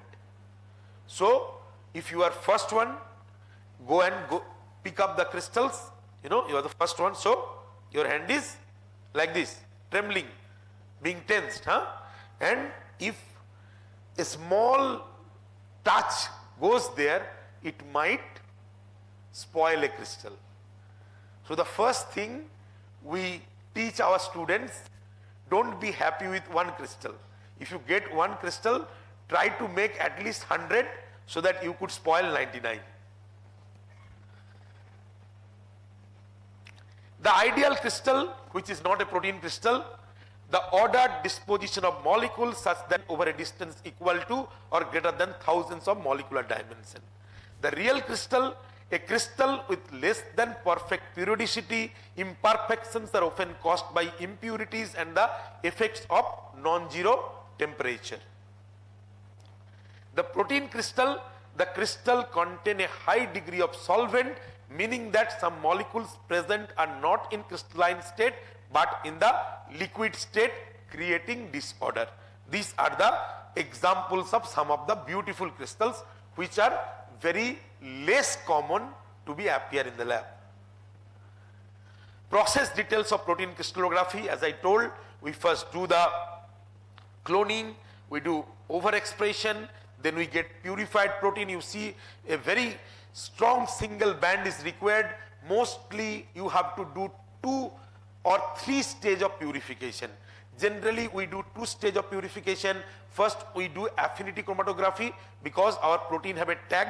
When we clone, we incorporate a tag of histidine. That histidine tag is bind to the nickel NTA and purified by higher imidazole. So that's the first purification. Second purification is size exclusion. There are bits, proteins have to be going inside the bits. The second one, the size exclusion, is very, very important for protein crystallography. Why? Because sometimes proteins are, you see protein fold, but the protein is not properly folded. Okay? It is like locally denatured. When you do a size exclusion, it will go through the bits, it will be properly folded. Okay? So that's why size exclusion is very important. Then we go for crystallization, we get crystal, we get diffraction, and then once we get diffraction, we go for solution, we get this electron density, and from the electron density we get the structure. So what we need for a good crystallography, need to have the protein in a very pure state, need protein to crystallize, need very good crystal, need good diffraction, good resolution. There is very interesting recipe of crystallization. What we do, we make a thermodynamically closed system. How? we take a well and a reservoir and take a precipitant, because our protein is in liquid state, right? And we want to get it solid. How a protein could be solidified? Only by, do we want precipitant? No. That's the fallacy of crystallization process. We push it to a situation what we don't want. Why? So it is liquid, we push it to precipitate. So there is a change in the phase diagram, right? While it is changing, there is a most elite point. If it stuck that point, it will crystallize. How much is the chance? If you do everything correctly, there is a chance of 8% to get a crystal. But you know, when I say that, there is nothing to be disappointed, because when you are working with your protein, first of all, in crystallography lab, we work with multiple proteins, and when you work with your protein, you know your protein a lot. So you do a lot of mutations to change the surface property of the protein so that the protein could be crystallized. So here what is happening, see, you have the precipitant, you have the protein. You take 2 microliter of the precipitant which is in the reservoir and 2 microliter of the protein. What will happen now? The reservoir solution is half diluted here, correct? Now what you will do, you take it and close the reservoir, making a thermodynamically closed system, okay? But in the drop, the reservoir concentration is half. So from there, slowly water would be flowing, right? And gradually the protein would be concentrated. More the protein would be concentrated, more it is going towards precipitation. It is lucky, as I told, it would be crystallized or it would be precipitated. So most of the time we get precipitation. So should make large crystals in less than 15 minutes to few days to even months. I got crystal after 1 year. I see people got it in 10 minutes. So this is because of creation of supersaturation. So to add more of a substance to a solution than can normally be dissolved, this is a thermodynamically unstable state achieved most often in protein crystallography by vapor diffusion or slow evaporation techniques. So as I was talking, you have protein and you have the salt or the precipitant. Now you have 3 zones, zone 1, zone 2 and zone 3. So zone 1 is the metastable zone. The solution may not nucleate for a long time, but this zone will sustain growth. It is frequently necessary to add a seed crystal. So what is this situation? You set up, you keep checking and nothing is happening. So what you will do, you see that your friend got crystal. It's another protein, no relation with your protein, not a matter. Take some of the crystals, okay? Take it in a pen drop, vortex it. So your crystal would be breaking into many nucleation steps, like fragments. Then put a cat whisker. You know what is a cat whisker? Take your hair, okay? Put your hair there. Whatever is coming by touching the hair, touch the drops. They would be nucleated. They need 1 nucleation. Zone 2, nucleation zone, protein crystal nucleate and grow. Zone 3, precipitation zone, proteins do not nucleate but precipitate out of solution. So nucleation, it is what we all want. It is a phenomenon whereby a nucleus such as a dust particle, a tiny seed crystal, or commonly in protein crystallography, a small protein aggregate starts a crystallization process. Common challenges: if supersaturation is too high, too many nuclei form, hence an overabundance of tiny crystal. What to do? Again, pick from there, dilute it. In supersaturated solution that don't experience spontaneous nucleation, crystal growth often only occurs in the presence of added nuclei or seeds. So this is a unit cell. When you are solving, you are getting a unit cell, and the crystal would be growing around the unit cell. It's a repeated process of the unit cell and going in 3 dimensions. So obtaining suitable single crystal is the least understood step in X-ray crystallograph structural analysis of a protein. Protein crystallization is mainly a trial and error procedure in which the protein is slowly precipitated from its solution. Protein crystallization is an art than science. What are the important factors which can affect formation of protein crystals? So factors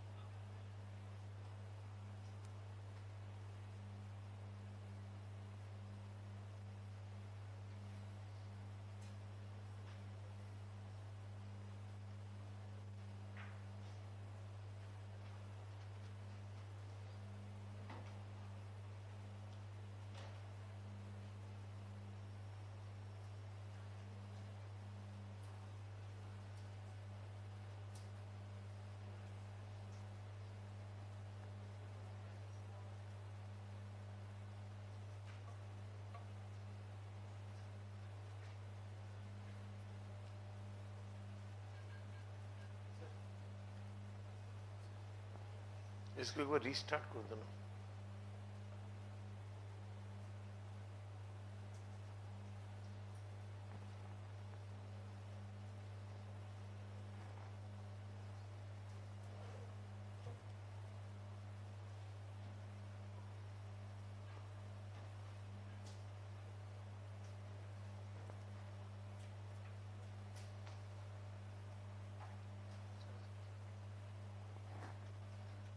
Thank you.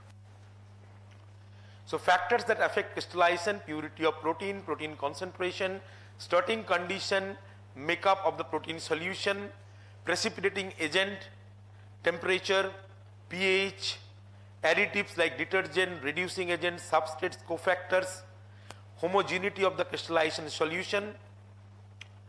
And while I am talking about, remember I talked about Human Genome Project. So when Human Genome Project got success, and the whole credit goes to kind of to US, they come up with something which is called structural genomics. The concept was like in the Human Genome Project, they started with a human, but then that process keep like making genome of other organisms. Here also they take one organism, they take all the genes, they take all the proteins from there, produce all the protein, clone, then overexpress, purify, crystallize, and if possible, crystallize everything. That project they call structural genomics. So the success of NGS based human genome sequencing opens up the process of high throughput genome sequencing projects. Millions of genes were sequenced, hence millions of protein sequences are known, but to proceed further, we need the structure.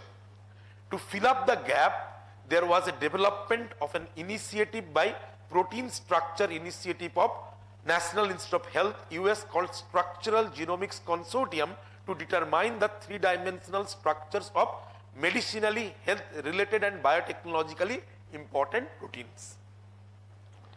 The Structural Genomics Consortium aimed to places all its research output into the public domain without restriction and does not file for patents and continues to promote open science.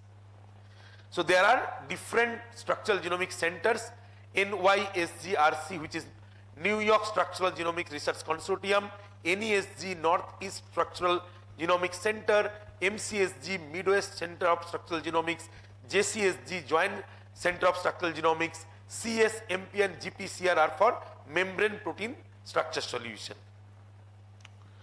Goal of these structural genomics research consortiums were classifying all available genomic sequences to establish a prioritized target set, like who are more important proteins, take them earlier. Cloning and expressing genes and gene fragments of microbial and eukaryotic origin, purifying and crystallizing native and derived protein for X-ray crystallography, collecting data and determining structures and analyzing the structures for fold and function determination. So remember I told you that crystallography is special because crystallization, right? So I just want to show you an analysis of one of the structural genomics data and a reason where structural genomics was not successful.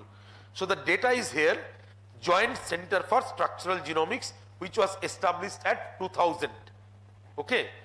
And the data is 10 years data, so 2000 to 2010. Selected targets, 33,209 genes were selected. Cloned, 27,959 were cloned. Expressed, 27,640, which are giving protein. Crystallized, 2128. Solved, 145. Deposited, 968. So now if you see percentage from selected target to cloning, there is a success rate of 84%. From cloning to expression, there is a success rate of 99%. From expression to crystallization, 8%. From crystallization to solved, 49%. And from solved to deposited, 93%. Coincidentally, the number 8% actually matches with the statistics we generally talk about general crystallization possibilities. It's not that we are looking at these statistics. It was there before. But interestingly, you see, unlike Human Genome Project or any project, here the bottleneck comes when the crystallization is happening. So, growing a suitable crystal is such a hurdle. But why it is so hurdle, right? Why it is such a difficult process? So in a crystal, the diffraction signal is amplified by the large number of repeating units which we talked about. Diffraction from a single molecule is not currently measurable, whereas a 100 millimeter cube crystal contain 10 to the power 12 unit cells. So diffraction is much more. Diffraction intensity is proportional to the number of unit cells in the crystal according to the Darwin formula. And if you see here in the crystal, you see how the 3 dimension is developed, right? When a crystal is ordered, strong diffraction result from constructive interference of photons. What it means, your crystal cannot be developing in an unordered way. So what about the interference being constructive? Interference is constructive because path lengths differ from some integral multiple of the wavelength. Okay, this solution is possible only because the diffracting objects are in periodic relation. So only then you get the diffraction. So what if it is not? So you see that here this is a perfect order, right? Here there is a rotational disorder. Here translational movement. So disorder destroys the periodicity, leading to streaky, weak, fuzzy diffractions. And now you see these are the diffractions. You see this is coming from perfect one and the spots are perfect, right? Whereas when it is rotational disorder, you see the spots are stretched, right? Also in translational, it's stretched in a different way. So what makes crystallization such a difficult challenge? So we try to look at in a thermodynamic way. We all know that del G equal to del H minus T del S, right? And del G should be negative, right? So we are looking at thermodynamics of the growth of the crystal. So del G crystal equal to del H crystal minus T del S of the protein plus del S of the solvent. So we imagine this as protein in solution and protein in crystal. Is the del H crystal favorable? So if you see, yes, del H crystal is modestly favorable, 0 to minus 17 kilocalorie per mole. Here the protein in solution, here the protein is in crystal, the crystal lattice contacts are having large area, specific and rigid. Is del T del S protein is favorable? This is protein in solution and this is protein in crystal. So the protein in solution is moving, right? So protein in solution, there is 3 degrees of freedom in orientation, 3 degrees of freedom in translation. When it is moving, the entropy change is favorable, right? So here in case of like T del S, the protein is in solution and the protein crystal is not in movement, right? So this is having higher entropy, this is having lower entropy. So the change of entropy is strongly unfavorable, around plus 7 to plus 25 kilocalorie per mole. So here there is 0 degrees of freedom in both the cases. Is del T del S solvent favorable? Because here actually you see opposite thing is happening. They are moving, but the water molecule is bound to them. So the water molecule is actually not moving. Whereas here the proteins are not moving. So the water molecules got freed and they are in movement. That makes T del S solvent favorable. So the overall effect del G crystal equal to del H crystal minus, it gives del G crystal a negative but very small negative. So as I was talking, why they fell, why the bigger project fell and why the smaller lab like ours are running. Because when you are doing high throughput work, you cannot put attention to a single protein. Like if I ask you to take care of 100 protein. You will try to do in a high throughput way. But if I give you 1 or 2 protein, you will try to understand the protein, right? That's what the difference between a structural genomics project and a small lab where one PhD student is giving his or her life to get a crystal. There are many strategies. I will not spend a lot of time, but just like if you eliminate the floppy mobile termini, crystallization means getting rigidity. More rigid your protein, higher chance of getting crystal. So you take out that and you get the crystal. Similarly, you express, you have 2 domains connected with, you cut them and grow separately. So that works. Then you add a ligand between them. There are 2 domains. You add a ligand, that ligand stabilizes them. You get it mutated. You do mutations. For mutations which makes the surface more ordered or interactive, you get crystals. Serine, cysteine to serine mutations. Serines are hydroxyl group. They are doing small interactions, stabilizing the surface and getting, like helping you to get the crystal. So increase the protein to favor crystallization. How you go from monomer to the crystal? To crystallize a protein, you need to increase its concentration to exceed its solubility. So how we do that? Again, something you could do when you are taking care of 1 protein. Something is not possible when you are taking care of 100 protein. You have 1 protein, you purify the protein, you check its individual solubility and increase the solubility. So force the monomer out of the solution and into the crystal.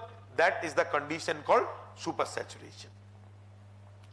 Now we talk about human genome, but if we look at the human genome, what was the first genome to be sequenced in a human genome project? Is the human genome. When was the first human genome sequence complete? 2003.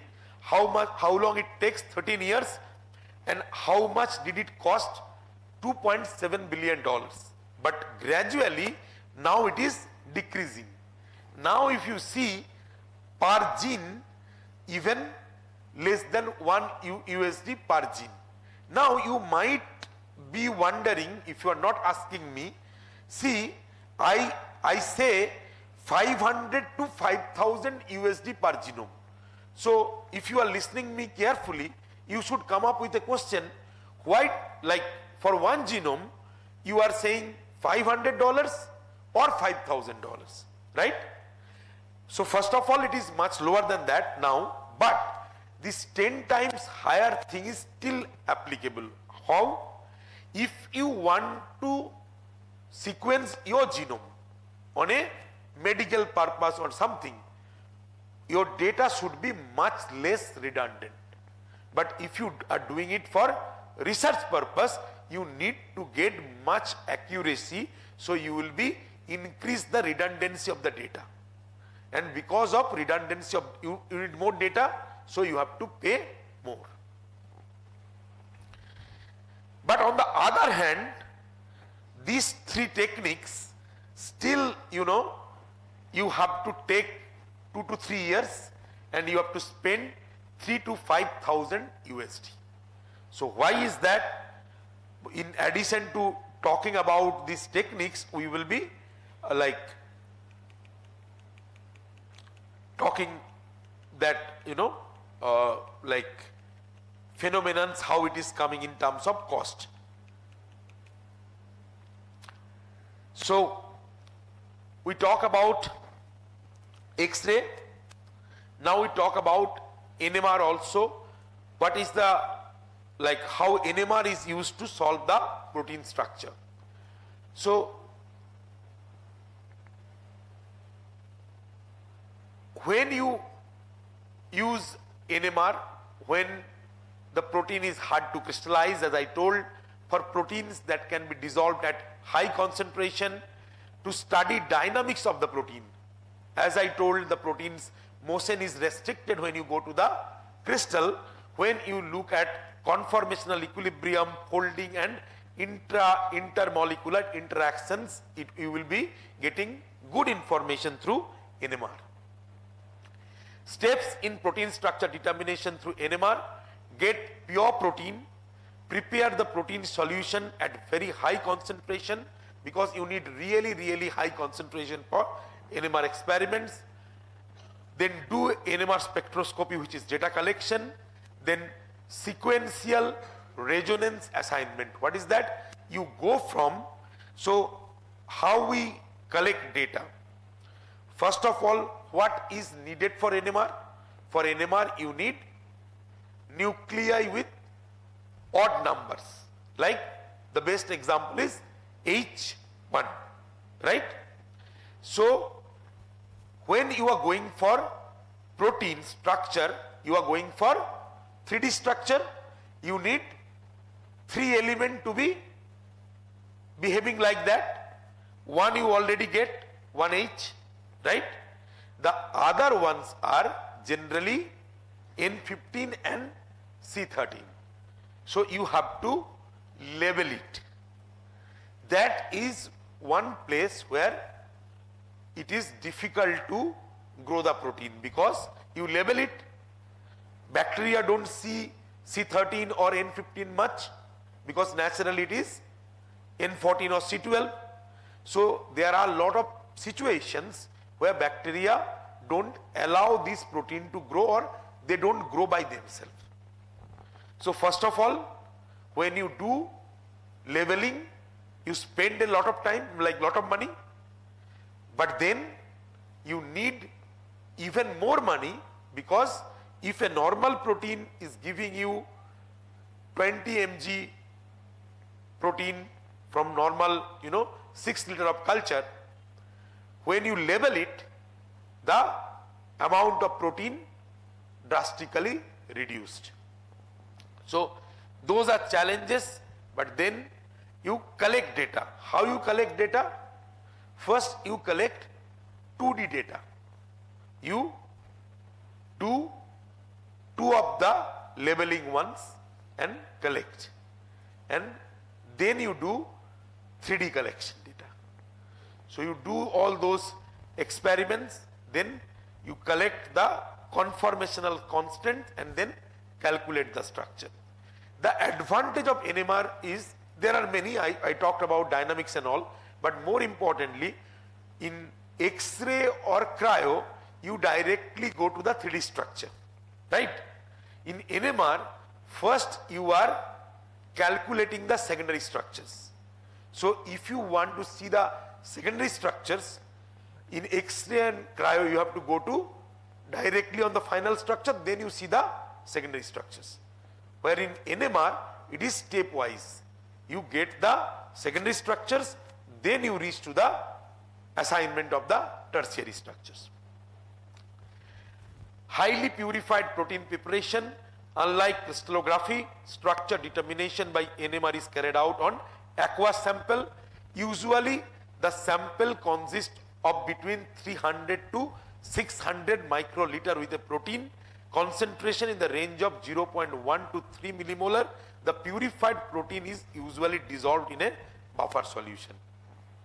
So because it is the same solution where you are doing the other experiments in vitro, that is another advantage of NMR. So sample preparation, the structure determination by NMR typically requires a protein concentration of 0.5 to 3 millimolar, stable for several days at desired temperature, which is usually 20 to 40 degrees centigrade. Proteins and peptides should be dissolved in a suitable buffer 10 to 50 millimolar with 10% deuterium oxide. Ideally, we would aim for an acidic buffer pH 4 to 7, but dissolve the sample in a buffer that provide maximum stability and solubility in your sample. As the sample needs to be stable for days, the buffer content plays a critical role in protein peptide stability. So the NMR structure of a protein is presented as a bundle of conformer. Why? In crystallography, you know the exact position of the atoms. So you get one perfect structure. Here you get the probability. So here in X-ray, you get one PDB file. In NMR, you get a set of PDB file, 20 PDB file in that way.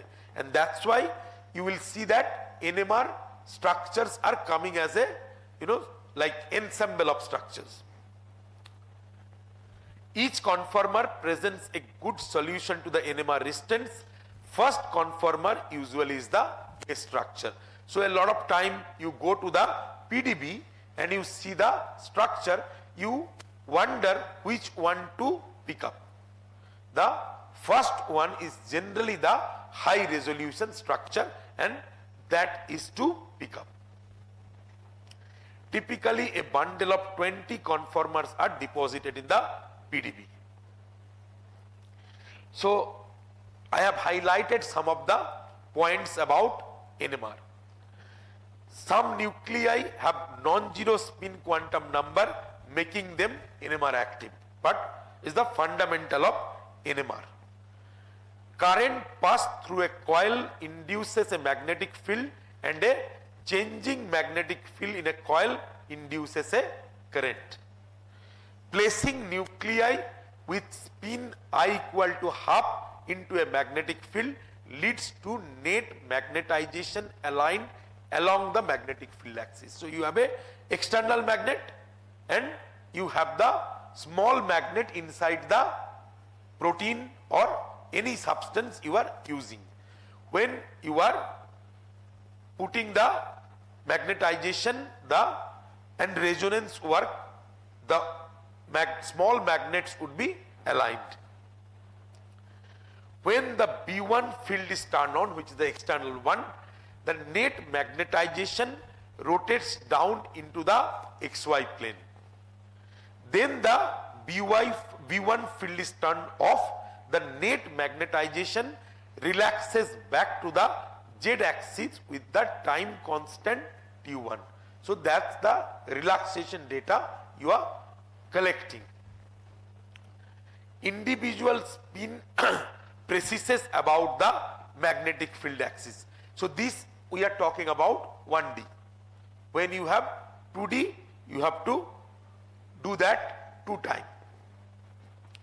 After magnetization is rotated into the XY plane by the B1 field produced from a pulse through the coil, it will process in the XY plane.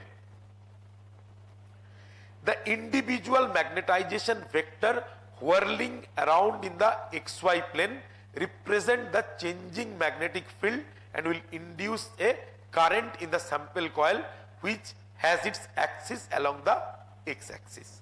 So what will happen when you are working with, you choose the elements, choose the like nuclei which you are targeting, right? Now you like look at the case, your case is going to be 1D. What is good for 1D? When you are looking for functional group identification in a small molecule, or when you are identifying a polymer which is generally not having a lot of different one or having a fold or something. You generally take the proton spectra. Now you might think how the proton would be separated. The proton would be separated by many things. First of all, with the chemical environment. So let's say if you have a hydrogen, the hydrogen is aligned to CH3 or CH2, it would be different first. Then how many peaks it will give also depends on, it is connected to how many proton it influences. So in that way our spectra get differentiated. So ultimately the nuclear spin produce the small magnetic field. Again the electron are spin I equal to half particle. They produce small magnetic field which oppose the external magnetic field. The surrounding electrons shield the nuclear spin from the larger external B0 field. This results in a reduction in the energy spacing of the two energy level and a lower Larmor frequency. This is called the chemical shift. So it is depending on the electronic environment, it is having an electron shield or it is withdrawing the electrons. Depending on that, you will see the effect balances out with the external magnetic field. In a frame of reference that rotates at the Larmor precision frequency, magnetization that is placed along the x-axis do not move, it simply relaxes back to the z-axis via the T1. So when you are doing it on the xy, it relaxes on the z. The effect is on the other one. So in that way it works. The nuclei with different chemical shift and Larmor frequencies will rotate around the z-axis at different speeds. T2 is the time constant for the magnetization vector to dephase in the xy plane. Then all the concept which we discussed leading to different 1D NMR experiments, combining them higher dimension experiment are possible, which could be categorized into following categories. Homonuclear through bond correlation. Homonuclear means it's the same 1H with 1H, 13C with 13C in that way. Heteronuclear through bond and they are connected, that's why through bond. Heteronuclear through bond correlation. Homonuclear through space, where it is not connected through bond, it is just connected through space, 3D. Homonuclear through space correlation methods, and a higher dimensional NMR experiment can be developed from the two-dimensional by incorporating additional indirect evolution time empowered with addition of NMR active nuclei. Like a 3D NMR experiment would be developed by performing experiment consisting of two 2D NMR experiment. The triple resonance experiment. The aim of the analysis of NMR spectra is to extract all available information about interatomic distances and torsion angles.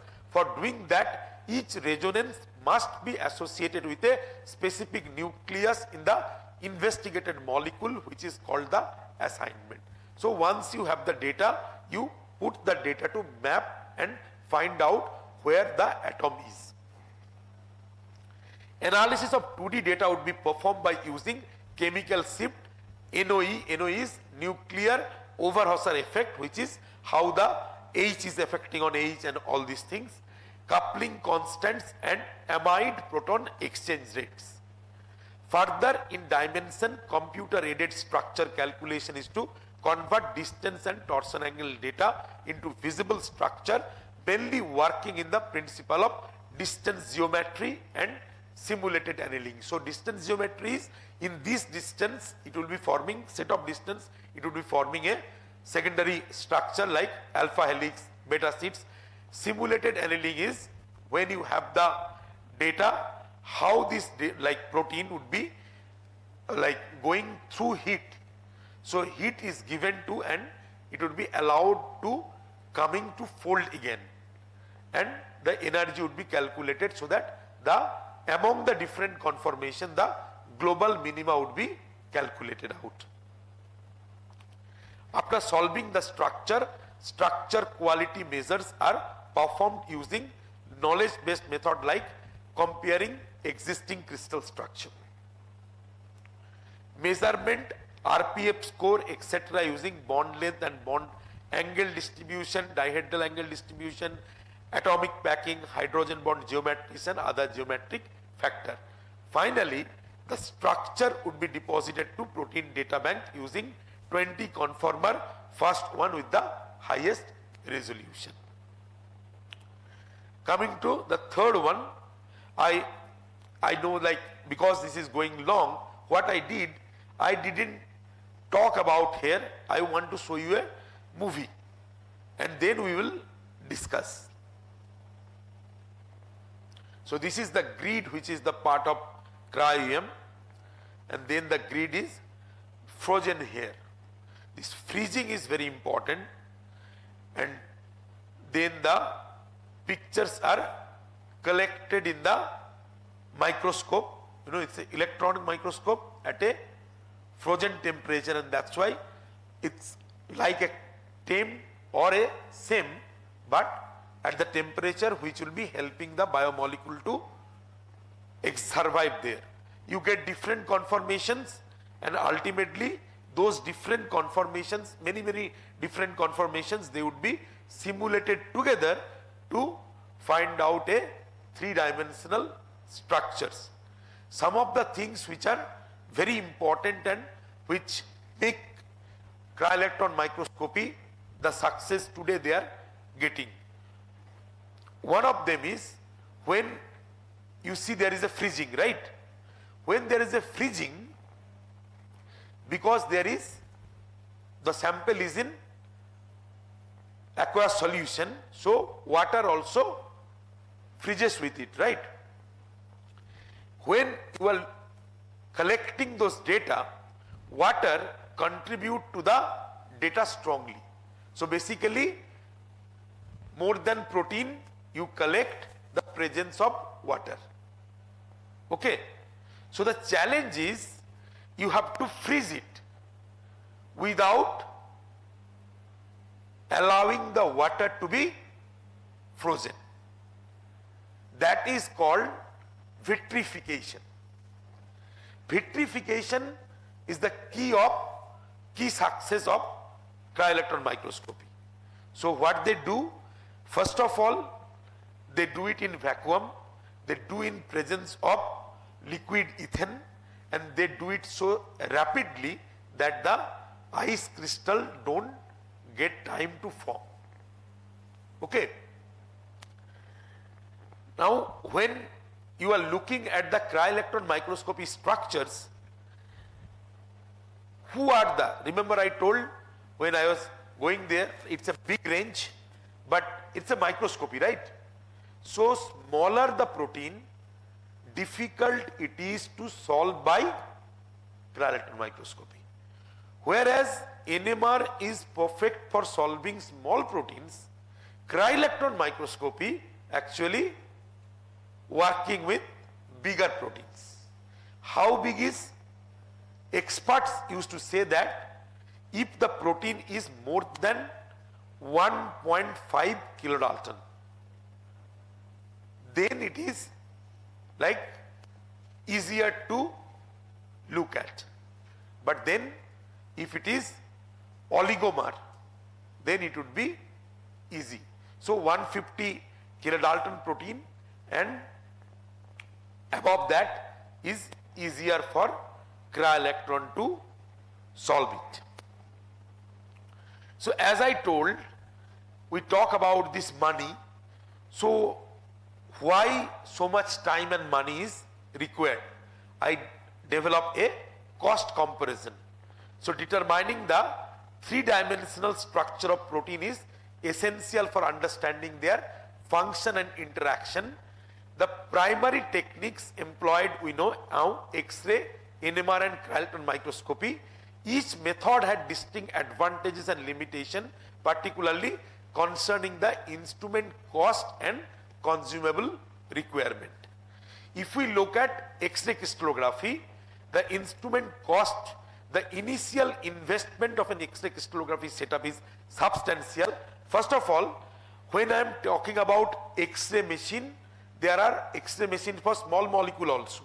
We are talking about X-ray machine to solve protein molecule. They are two different machines.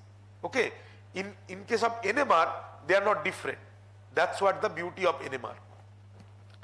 So the cost is 2 to 10 crores for the instrument, depending on the capabilities and accessories, and additionally it facilities requires radiation safety measures and often necessitate dedicated space, which further increase the cost. Consumables is more or less normal here. From a target identification to purified protein, you need consumables to do that. NMR, the beauty of NMR is, NMR like crystallography is not using carbon, nitrogen, oxygen. Crystallography is only using carbon, nitrogen, oxygen, right? NMR, it could be any element in the periodic table. That's the beauty. I remember a story. The place I was doing PhD, University of Illinois, when I was there, it is having one of the best NMR facility, So there was a demonstration of a new instrument, and I still remember there was a NMR machine, and a lot of monkeys sit around and staring at the machine. That was the first slide Bruker people came up with. So we all gathered for this presentation, and one of our professor just quipped in a joking way that, so you think we are monkeys? And I still remember the answer this technical person he told, sir, with due respect, you are an expert, I know, but in terms of NMR as an instrument, we all are monkeys. Because one instrument with such a potential, applicable to everything with some setup, that is incredible. So the instrument cost, it depends on field strength. How the field strength comes? It comes in terms of megahertz. Okay. So if you think that you will work on a protein, then you need a minimum of 600 megahertz. But to be in safer side, you need a 700 megahertz machine. Okay. 700 to 1.2 gigahertz. That's what protein NMR used to be done. So 4 to 20 crores. Maintenance is like costly, but more importantly, as I was mentioned, when you are working with a protein to label it, the labels need restrictions, you need permission from DRDO, you have to buy all those, like C13, N15 isotopes. They are costly, and when you are applying them, the growth substantially reduced, then your cost increase, and all those things happens. The most interesting part is with cryo-electron. When I was a postdoc, not even a PhD, we used to see that cryo-electron is in very few places. India definitely had no cryo-electron. Suddenly what happened? Nobel Prize happened. And before Nobel Prize, NMR, like cryo-electron cost was average 250 to 300 crore. One machine. 250 to 300 crore. And suddenly Nobel Prize happened. Every country's politicians, they just told the scientists, we don't know, we need a cryo-electron microscopy machine. So suddenly from 5 centers, now worldwide there is nearly 1,000 machines. And the price reduced from 300 crores to, you will get a good machine in 10 to 12 crore, but very good machine at 25 crores. So I wrote 15 to 30 crore, and then sample preparation for cryo-electron microscopy. As I told, they involve vitrification using liquid ethane, requiring consumables such as the grids I was showing.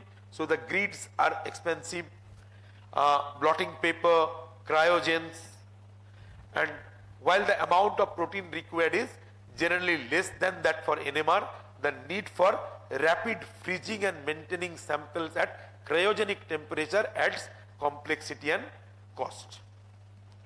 So this is the second part of the presentation. The third part is about modeling.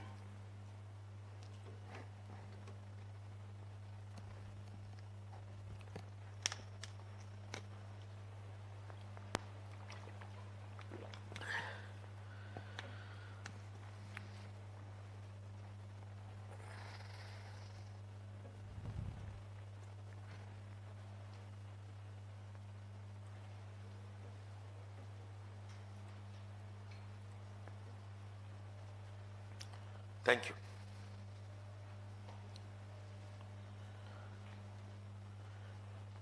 So remember I told first X-ray structures came at 1959. You see in 2000 already there are good amount of protein structure present, right? That's why here you see a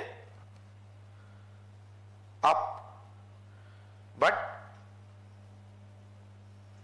from here the sequence started with the genome.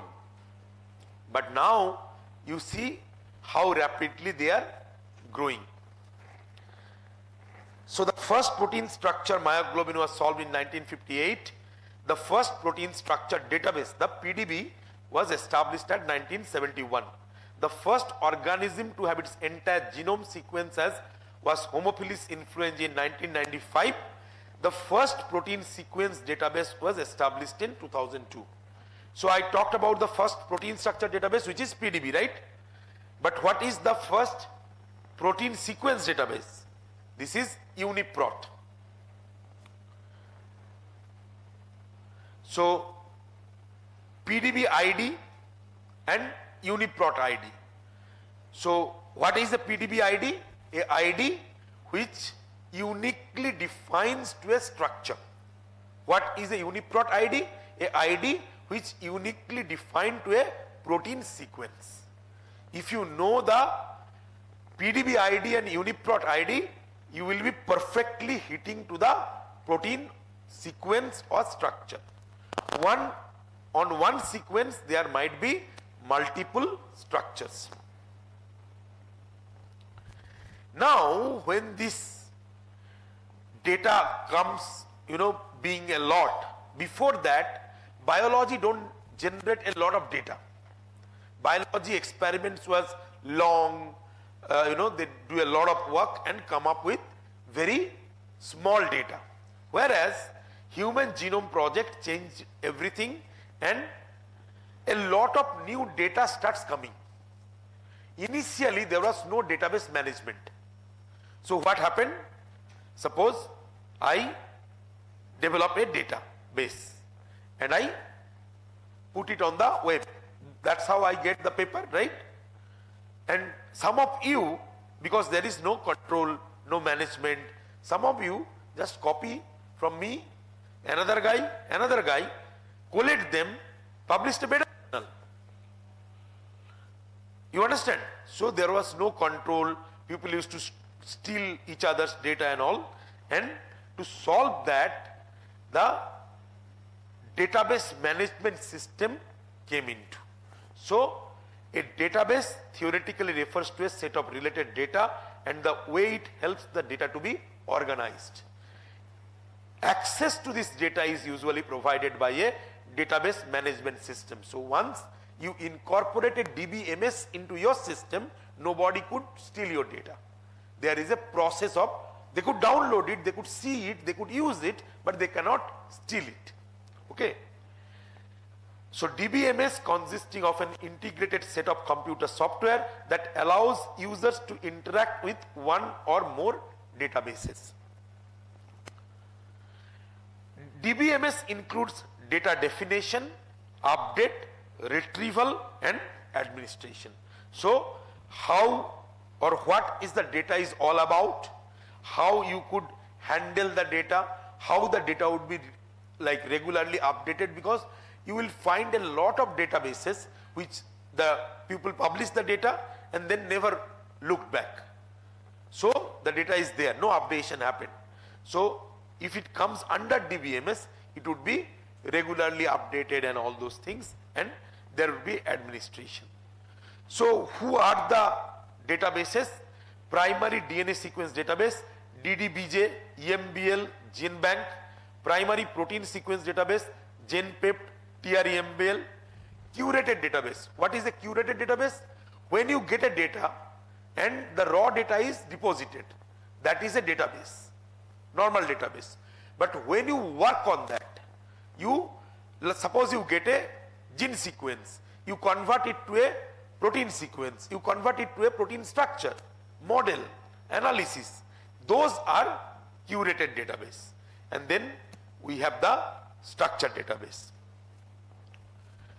So now PDB contains 2 lakh plus structure. Be very specific. If today you check, there is 2,35,000 structures deposited. But we have billions of genes, hence we have billions of genes, protein sequence. So there is a huge gap between the gene sequence and the protein structure solved. But as we told, our goal is to reach the function, right? And the main gap is the structure. So how to get the structure? Our goal is to understand the function. So we need to do something to look at if there is some alternative methods are available other than experiments, because already we have seen that experiment takes a lot of time, experiments are expensive, right? So it is not being able to create or match the number which is coming through the genome sequencing. So we look at the possibility, and is there any possibility that we could do something theoretical process? And when we look at that, first the experiment which tells us that yes, you could do something theoretically is Anfinsen's experiment. So Christian Anfinsen, what he did a very simple experiment. He picked up a protein.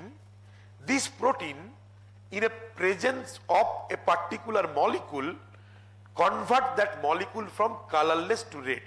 So if this is the molecule, my protein is there, it would be converted to red. Okay? If the protein is functional, that means if the protein is folded, because when the time I am talking about, that time fold is confirmed by function. Okay? So he takes this protein out of the biological system, adds this thing, and he see that the molecule change from colorless to red color. That clearly means that the protein is active, hence the protein is folded. This time people have worked on protein folding, and they know that if you add denaturants, you will be destroying the fold. Okay? So what Anfinsen did, he add some denaturant so that the protein fold would be destroyed. Now the protein is not folded. He again add the molecule don't turn red. So he told it's not folded and not functional. Now he start diluting the protein solution, so gradually the effect of denaturation goes away. Okay? And he then again take the protein, add it to that, and so that the color is coming. Very simple experiment. Protein adding to some molecule turns red. Denature the protein, cannot turn red. Again do something and turning red. Today you will say, what is the importance of this, right? This guy got Nobel Prize for this experiment. Why? Because this is the first time people realize that protein folding is not a biological phenomena. What that means?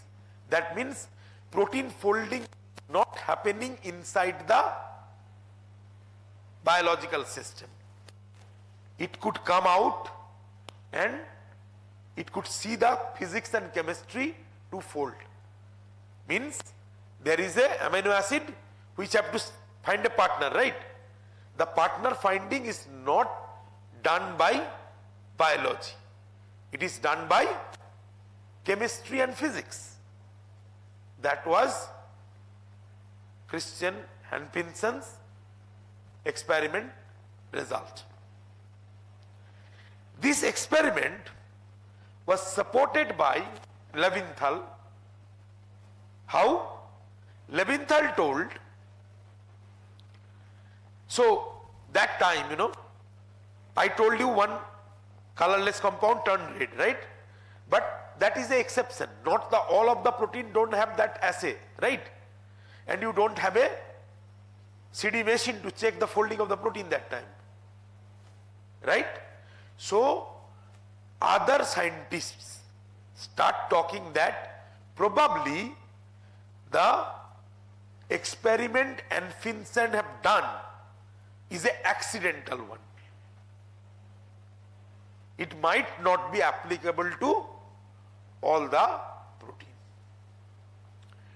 To resist that, to argue again in support of Christian Hanfinson, Levinthal, his friend, a mathematician, come up. He told, let's imagine that there are 200 amino acids. He don't know like us, right? He don't know 300 was the number that time. So he told, let's say one average protein have 200 amino acid. Let's take one amino acid. What would be the minimum movement? It would be going this side, right? And this side. So how many conformations? 3, right? So if there is 200 protein, like 200 amino acids, the total number of conformations are 3 to the power 200, which is 26 into 10 to the power 95. That many conformations have to be taken. So let's imagine one conformation take 10 to the power minus 10 second. Still it take 3.2 into 10 to the power 30 years.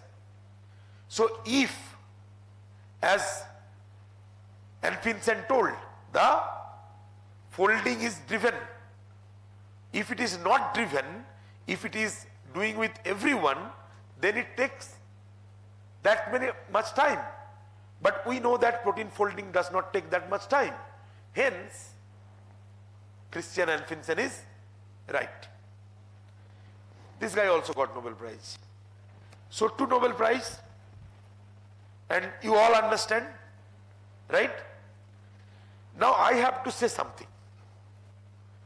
When I studied, like my teachers also told about these stories, I believed.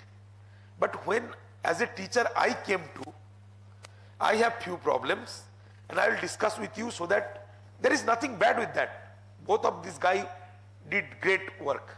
But I have something to tell you what I realize as a teacher. Okay. So first going back. And Hanfinson told protein folding is a physico-chemical phenomena, like it does not need any biology, which might be correct in a in vitro solution. Are you guys understanding what I am saying? In a beaker, in a big volume, there is time to relax. There is time to make mistakes. But think about an E. coli, total 2 micrometer cube volume and 5,000 protein, ribosomes, so many organelles. Is there place to take those or make those mistakes? No. You understand what I'm saying? So, in a in vitro condition, Christian Anfinsen theory is very, very correct. But protein folding happens in two ways. Protein folding happens in your laboratory without any biological influence. Protein folding happens inside your body. Both are giving same results, but they are not going through same path. Are you getting me? In the biological system, because there is molecular crowding, you cannot get the opportunity to look at the interactions. If you have to look at, you take much more space, right? And that's why when you read biology, you will see something, a group of protein called chaperones.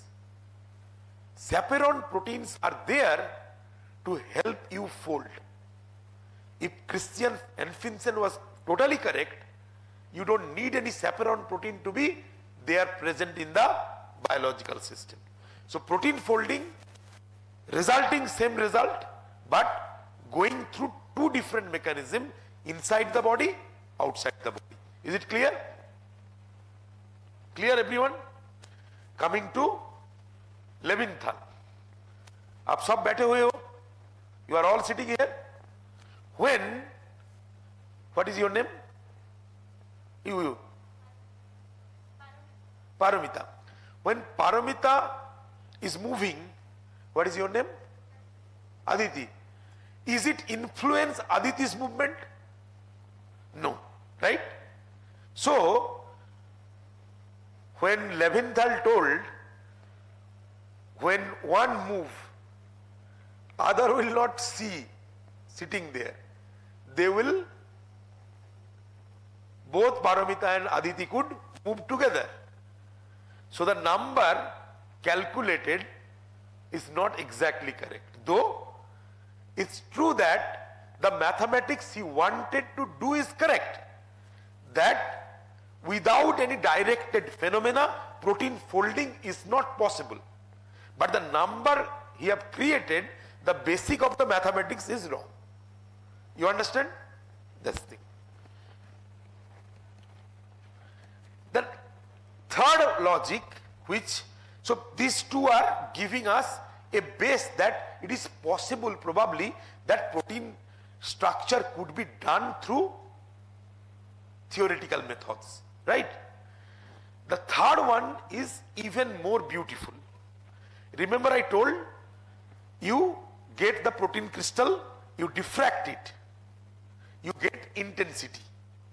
Intensity is I, need to be added with the theta, the phase, right? Phase is needed. Now, how you determine phase? From some reference, right? Think about in the protein crystal who are there? Carbon, nitrogen, oxygen and hydrogen. Hydrogen don't diffract. Carbon, nitrogen, oxygen are mass wise, electron wise, charge wise mostly same. You cannot differentiate in between them, right?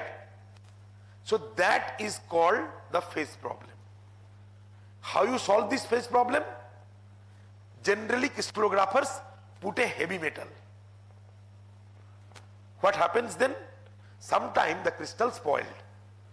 But after doing a lot of them, one crystal at least stay there, in reference to that they get the phase. Okay? Good process. This is called the metal based phase determination. Possible theoretically? Problem nahi? No problem, right? But when you are working with metals, most of them are heavy metals because you want to differentiate between carbon, nitrogen, oxygen, so you take lower periodic table metals, right, which are heavy. Heavy metals are radioactive. What is the result? The first generation crystallographers, 99% died in cancer because they handled those heavy metal in hand. It's a huge terror. People didn't wanted to do crystallography. It was that type of situation. And then came this guy. Why I say this guy when it is written something process? Because it is his signature. Molecular replacement is the signature of M.R. Michael Rossmann, one of the most successful crystallographer of our history. But the beautiful part of that, he was a very good theoretician, very good programmer also. He told, I could come up with a process of phase determination. Say, how you could do that? He said, let's say this is the solved structure of one protein. Already someone solved it. Okay. Your protein is 90% identical to that. Are you, by the way, skeptic ki why 90% and not, lesser? So let me tell you, that time even 99% was required. Why? Because you crystallize a protein, you solve it, right? What about the function? You have to do mutation. So if you do one mutation in a 300 amino acid protein, what is the percentage? 0.33. So this is 99.66% identical. So 90 is pretty good. Now you understand? So he developed a process where he told, this is the solved structure, you align it. So let's say this is the unsolved structure. What I have to do to align here? First I have to bring it here, right? Any geometry you coming in your mind? Correct. Translation. So for 3D, 3 translation. So yeah, it is here. Now what? Rotation, right? So you could do 3-fold translation and 3-fold rotation to align it and take the phase of this guy. And this changed the world. He solved it by doing this process of molecular replacement. Someone in the audience is skeptical. Sir, just finished crystallography, that time didn't talk about that. Why you are now talking about that? Because there are 2 functions I talked about. What are the 2 functions? One is translation, another is there any experiment? No, both of them are theoretical method. Now that gives theoreticians a thought. Oh, if an experiment could be solved by a theoretical method, why not a theory could be solved by a theoretical method? So these having a biggest influence on going to the theoretical prediction of protein structure. With that, people have gone collected a lot of information about the side chains, how the side chains are rotate and all of these. They develop rotamer libraries and let's say you take 2 amino acid, Ella and Arch. So you get 3 combinations, Ella, Arch, Ella, Arch. When you see, you check the Ramachandran plot, you see that they are behaving very differently. So one neighbor amino acid have so much difference, you could calculate using theoretical method, then theory have a chance. And more importantly, do you have 2 pens? Take 2 pens, show me. 2 pens you are having. Hold by 2 hands. No, both of them 2 hands. अच्छा, मैं demonstrate कर देता हूँ. Come. So 1 pen, rotate. Is it rotating? Second pen, try to rotate. It is rotating. That means now if you look at DNA, RNA, carbohydrates, all are connected by single bonds in their critical polymeric junctures. Think about protein. Which bond? Peptide, CONH2. It's a double bond. So it restricts the movements. And when there is restriction, there is chance of theory.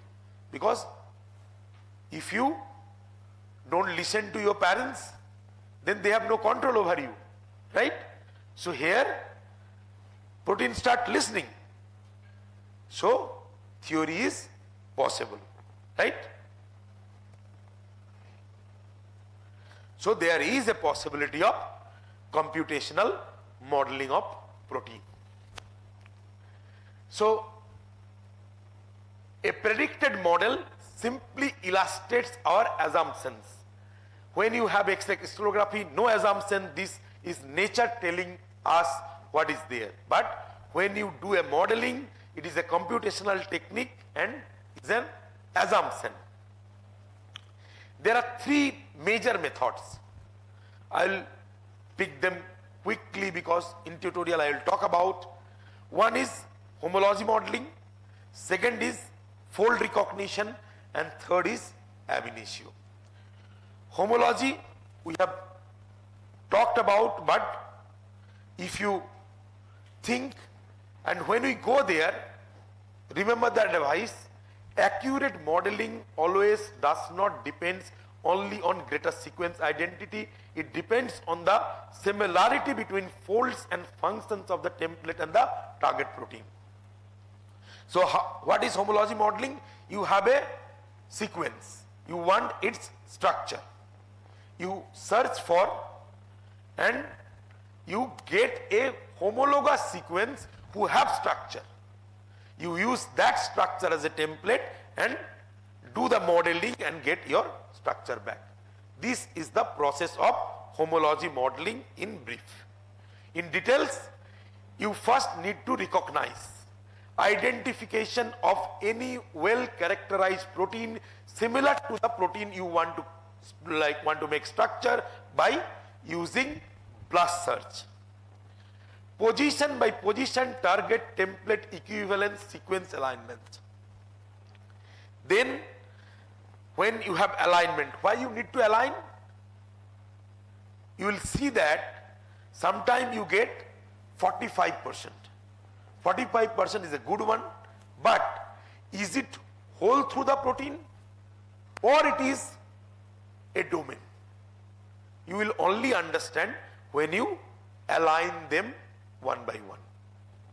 Okay? And once you do the alignment, you go for modeling, detailed 3D structure of protein using the inbuilt algorithm. What that means?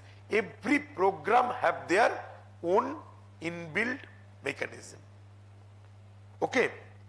And then once you get the model, you do the model analysis. The model protein can be verified by different softwares. We will do that. So for recognition of template, blast, SciBlast and all, identify the PDB code of the template. That PDB ID, remember I told you need a PDB ID. What is a PDB ID? PDB ID is a combination of letter and number, starts with number. So it starts with 1, 2, 3, 4, anything. What is the significance? If you see the number, you know that the structure solved in what time? Like if it is 1, it is solved in 1960s, 70s, 80s. You know what's the number now? 9. Which means you guys are in the transaction of the time when this 4-letter code of PDB would be changed to 6-letter code. It will be happening within few months. Actually, it is planned already. People are working on these and all. What is UniProt ID? It is again a number and letter combination, gives 6 letter and number. But if PDB ID is going finished, think about what would be happening to sequence, because every day genome sequencing project is giving you thousands of new sequences, right? So they started with 6, now they have 10. So UniProt ID is a combination of letter and number, like 6 letter and number or 10 letter and number. So here you have to have the PDB code, and then you have to do statistical significance of the match, which is by Z-score, E-value. So what are they? E-value, the number of hits one can expect to see just by chance when searching a database of a particular size. You guys came from different places. Now you get friendship. Now you stay in very different place. If then the chance of you guys meeting in one of your favorite shop is very rare. So if you meet, then there is some story behind, right? So that's what E-value is all about.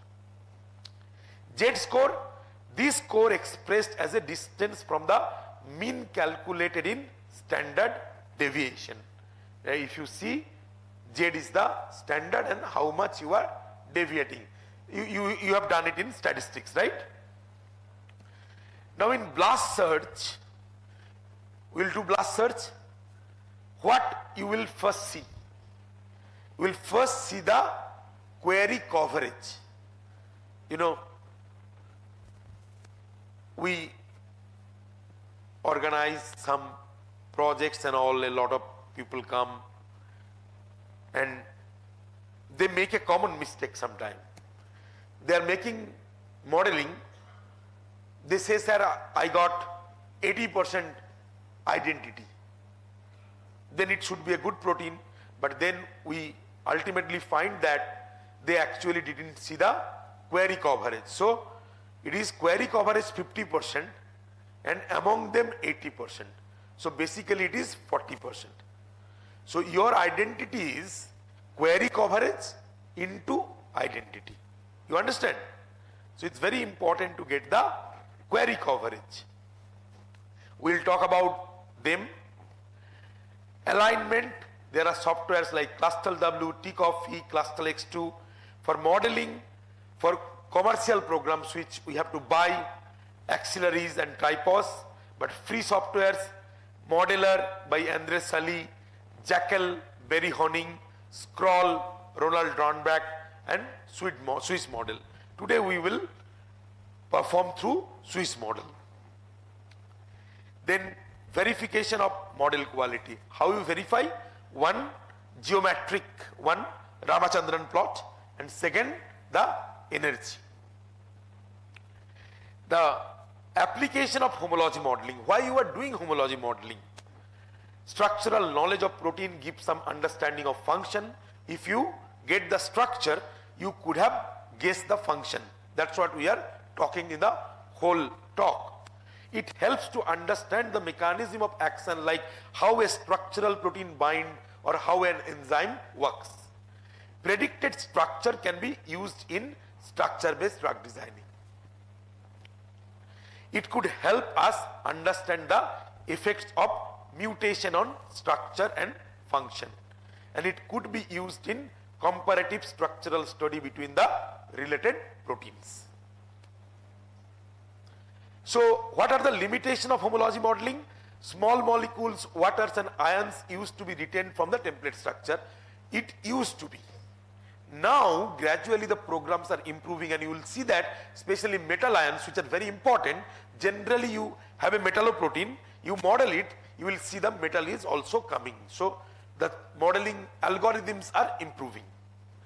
Experimental data is not incorporated, so you don't like incorporate those. Especially the mutagenesis, which is very useful, you know, by changing the amino acids and all, what will happen. The presence of the ligand is also likely to alter, like when the ligand is coming, especially when protein interaction is coming, there is changing of conformation. So that is not possible to trap in modeling method. electron density of the selected model. So remember I talked about when we do diffraction we get a electron density, right? So when you are choosing a model, you are choosing based on homology with the sequence. So you are not looking at the electron density, right? So sometimes you come up with bad structures.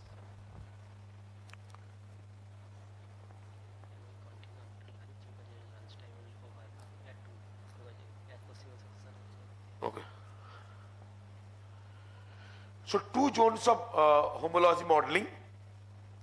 The first one where higher identity is there is a safe zone, but lower one it is more difficult. And if you see 40 to 100 it's easy to model, 25 to 40 it is difficult, and below 25 it is not possible. So there are many differences, like you see these two, these two proteins, phosphoribosyl transferase and viral coat proteins, they have around 42% identity. So they could be modeled from one from another, but it is not possible. Probably because they are covering small area. Then it also introduces biasness. What is the biasness? You see, this is the template structure. In the template structure, you could see the valine, right? Now, when you come here in the new structure, you get glutamine. See, the glutamine is getting the same side chain rotamer conformation like valine because it is biased. So what to do? So if you do modeling, you cannot correct it. You have to do modeling followed by energy minimization. What is energy minimization? So we understand the basic concept of physics. If you lower the energy, at the lowest energy the molecule represent the natural state. So you keep the energy lower and you will get the conformation, like you see it is changing the rotamer conformation. Some molecules like histone H5 and transcription factor, both of them are DNA binding protein. But if you see their identity is only 7%, but they are very similar in structure. So they are exceptions. Then there are multiple conformations. One protein could be stayed in two conformations, like a channel protein could be stayed in open chain and closed chain. Which one you have to choose? How you choose it?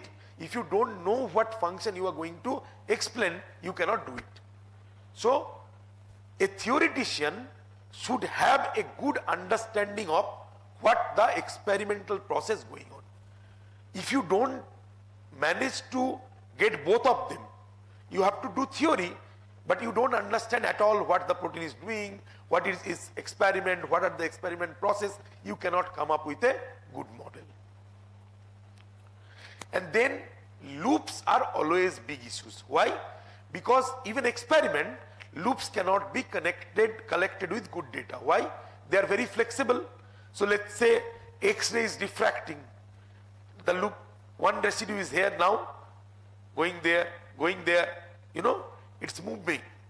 Because of that movement, the experimental data itself is not good. If experimental data is not good, how the theoretical data based on this experiment could be better? So this is a very big problem with the loop modelings. Beside this, we have two techniques. One is existing fold and another is new fold. So I'll brief the process. Because existing fold, that is called threading. Why threading comes as a process? Because when PDB started in 1971, every day new structure is coming and people could see new fold. New structure, new fold. After around 10,000, 20,000 structure came, new structures are coming, but no new fold. Why? The initial story I told. Nature did not take the sequence space. Nature make its very small conformation space. Nature have to do so much work. Right? So nature didn't create individual fold for individual protein. What nature have done? They have make some of the modules and now adding A and B to one protein, B and C to other, A and C to other. In that way, same fold is distributed to different proteins. So if that is true, then if we create a database, can this database could be helping us to solve structure? Yes. That's what is GenThreader all about. Ab initio is another very interesting one. Here you don't have any information from the experiment. What you do calculation. Okay. So you have a equation and a problem. You optimize it. You don't use the experimental information of others. What you do using quantum mechanics. Now, people who do chemistry, they could understand this. 10-20 years earlier, people have to do structure of all the small molecules. Now most of them are DFT calculated, right? So similarly, you could have done the calculation in the level of electron. The problem is proteins are bigger. So you cannot calculate the entire protein, but you calculate a small part. A small part of protein is called peptide. So before, peptide was not a very important thing. But nowadays, people are looking at natural foods, food-based therapeutics and all. So peptides are coming very important. And peptide structures, peptide folds, peptide behaviors are done by this ab initio method. So these are the three different methods, and then all the methods are kind of coming together. I finish it. After lunch, I will explain these mixing methods and do the tutorial. Thank you. Thank you, Professor Hajra, for his detailed and insightful lecture on protein crystallography. Now we'll go for lunch and we'll come back again. And after that, we will complete this session and question answer session also be open for you. Thank you.